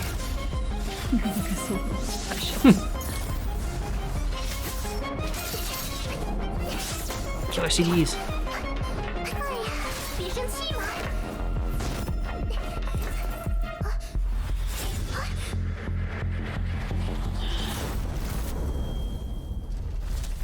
Cutting it a little close.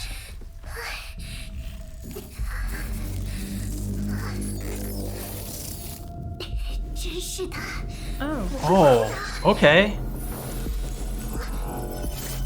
So you're just a program? "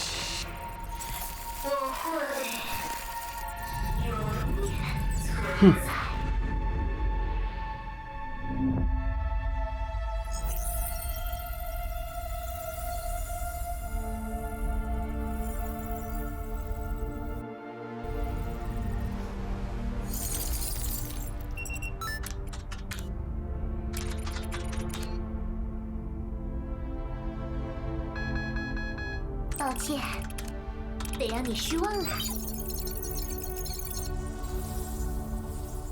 英杰们的谢幕必须盛大而壮丽，只是你我二人独处，显然有些寂寞呢。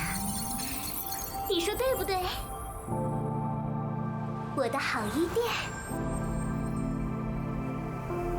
没错，艾丽，让我们开始吧，最后的舞会。结果还是想着拉上所有人一起，所以我才这么讨厌你，艾丽西亚。你明明也很开心嘛。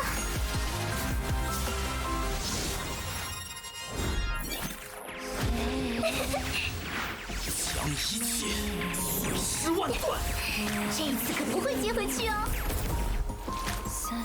这样一来，乐图也将投入最后的力量。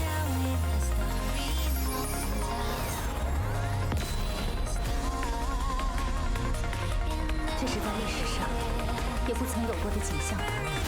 希望我们留下的痕迹能为后人开辟未来。准备好了吗？开始戏啊！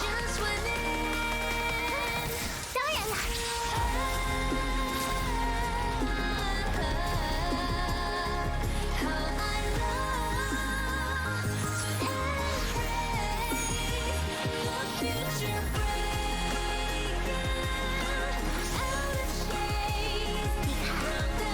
他们曾如此骄傲地活过，贯彻始终，以生命奏响了文明的颂歌。这是被称作英杰的人们的故事，是13位夺火者未尽的旅途。但来访者， 13 frame 你们 chaser. 的道路仍将延续， Who are you? 不是吗？那就积极心意前进吧。Ah, I saw him. 都说了要前进了。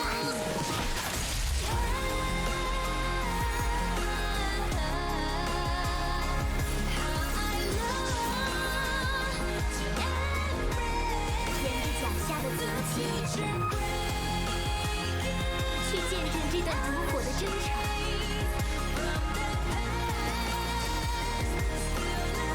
最后，跨越逝者们的终幕，去创造我们所未能迎接的未来吧。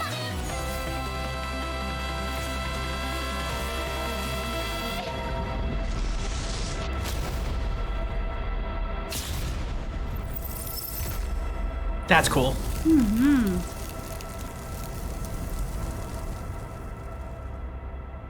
Game over.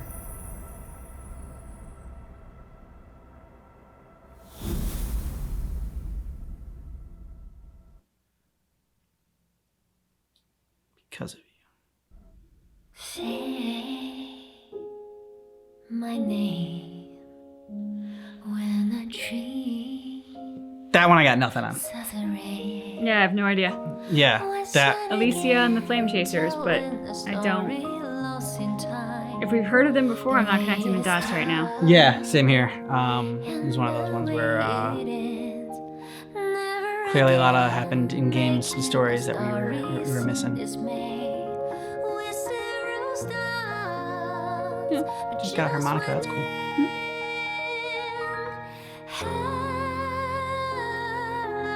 Don't you have a harmonica somewhere? Yeah. I was gonna learn it during the pandemic. But it didn't happen. It's tough. It's tougher than I thought. I believe it. Out of shades from the past, still a babe.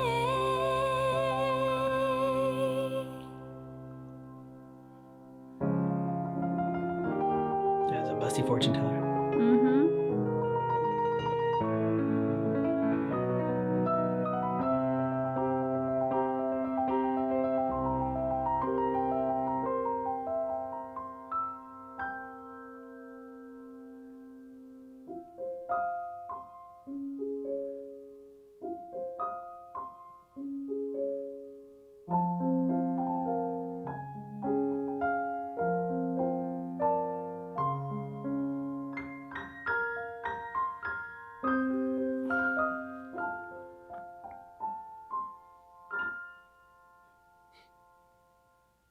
Her eyes look like amethyst. Mm.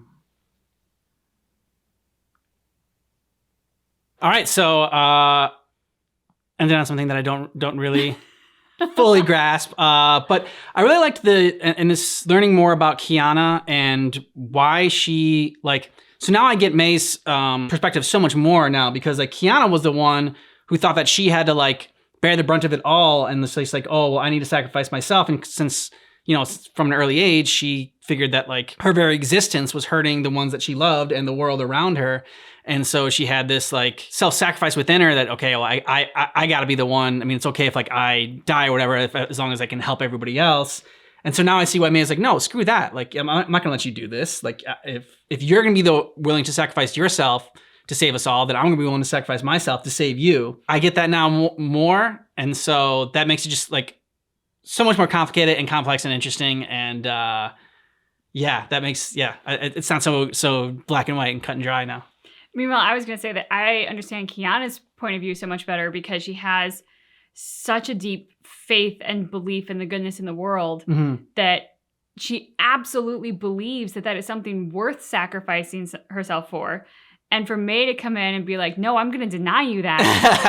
And I'm going to screw up the world. I mean, I said during that one take, I was like, it makes it so much clearer now because of course Kiana is going to be furious because this is, it's not about her and her ego and like my moment of sacrifice. It's more like, this is something so much bigger than you or me or our friendship even. This is the world we're talking about, and it is worth fighting for. Goodness is worth fighting for. But then it felt like Kiana kind of got it a little bit later, the fact that when she talked about the sacrifices, she's like, we make all these sacrifices for, to try to make for small victories or whatever, or for supposed victories, I think it was. We make these big sacrifices for supposed victories. She was trying to make the sacrifice for the victory, and then then May did it, and Fuha as well. And it's like, no, I'm not going to let this like cycle keep happening where each one of us feels like we have to sacrifice ourselves in order to save the other. And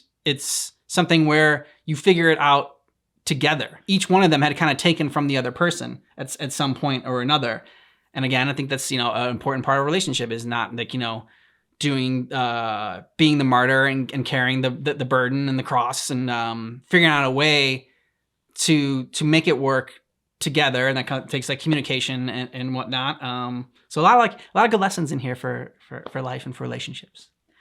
I also think it's something where it's, yes, sacrifice is noble, don't get me wrong, but I think sometimes, especially in stories that tend to pivot on good versus evil, there is this romanticizing and idealizing the concept of self-sacrifice. I mean, let's be honest, living is harder, but it's also the best gift we can have is to live and to chart our own course through this world and to find those things that we love and we care about. And as you get older and you learn that like whatever may have happened to you in your life, there's a personal responsibility to bring yourself out of your own pain, toxic tendencies, whatever it might have been that you did to learn to survive so that you can then learn to thrive. Life shouldn't be about survival mode. It should be about thriving. Sometimes we're almost a little bit dangerous with our artistic storytelling that we're like, oh, look at this person who self-sacrificed and like they are the cat's meow. Like they're the best thing since sliced bread. When really it's the people who are left to endure, to pick up the pieces and carry on, who really are doing the hard work. It takes a lot more work to roll up your sleeves and get in there and say, no, I'm not going to like sacrifice for the world and peace out. I'm going to stay here. I'm going to fix it. I'm going to do the hard work every day. I'm going to find those moments where I can help somebody else, where I can spread some joy, spread some love, spread some positivity. And like that's the hard work. Yeah. That is far harder to show up every day with that mission than just to be like, I'm going to do this one big thing and then peace, suckers, it's all up to you. I think there's something to be said for that. It's like that line in, I mean, think of the line in Hamilton when George Washington's talking to Alexander Hamilton. Yes. And it's just like, Washington's talking to Hamilton and he says, oh, you have, dreams of, dying in battle as a martyr. And he's like, yes, sir. And he's like, and Washington goes, dying is easy, young man. Living is harder. One of the first things that kind of caught my attention as far as the theme went, and I understood this better the more information we got, obviously. When we first watched it, the first part of it, the first chapter, when I picked up on what I thought was like the message was like, this is a lot about sacrifice and, sacrificing yourselves. And I feel even more strongly about that now.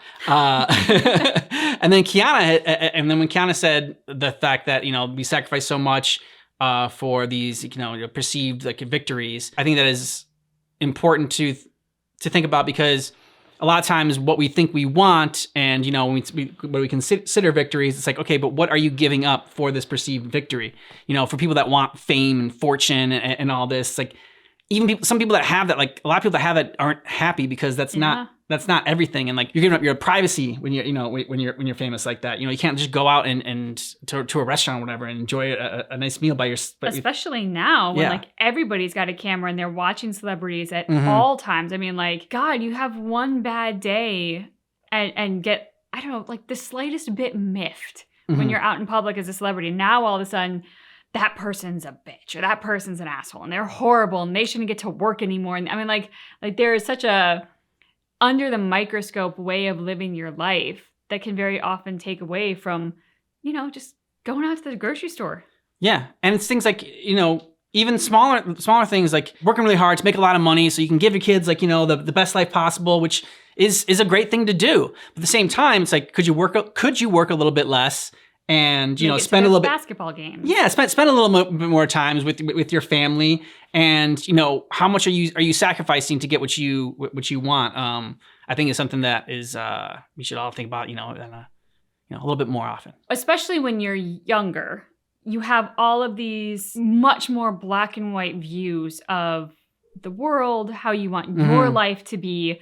You know, usually as we grow older, we start learning how much messier the world is, and it's gray. It's all gray. There's very little black and white. It's partially that, and the idea that we get very stuck in these concepts of what we're supposed to want, being wealth, success, fame, fortune, prestige, and then actually realizing as you get older what genuinely makes you happy. Yeah. And that's very often not the things that like the commercialization in our society is telling you will make you happy. They're telling you Alexa's going to make you happy. They're telling you the 6-figure salary is going to make you happy, that buying the fancy car is going to make you happy. All of that is material. It's all essentially nothing at the end of the day, because the things that are going to make you happy are time with friends and family, forming those bonds, giving and investing time in those connections, you know, sitting down with a good book, playing with a new puppy. Like these are the things that aren't necessarily commercially glamorized, but those are the things that often matter in life. Yeah, and so I'm really glad that this was recommended to us by the community, and for those members that also helped out for putting together this playlist, because it wasn't just the cinematics that we reacted to. We also had those videos in there that like went over like the history of it, and like recapped the things, the chapter. So those were all great suggestions, because you know, it just gave us more information that I don't think we would have taken away as much from watching those, just the cinematics, without having those in there. And if you want more of these reactions and you want them ad-free and you want them earlier, go ahead and check out the description of this video. We got a link to our Patreon there. And thanks so much for checking out our reaction for Honkai Impact 3rd, all the animated shorts or cinematics, which keep in mind that our reaction is definitely not definitive.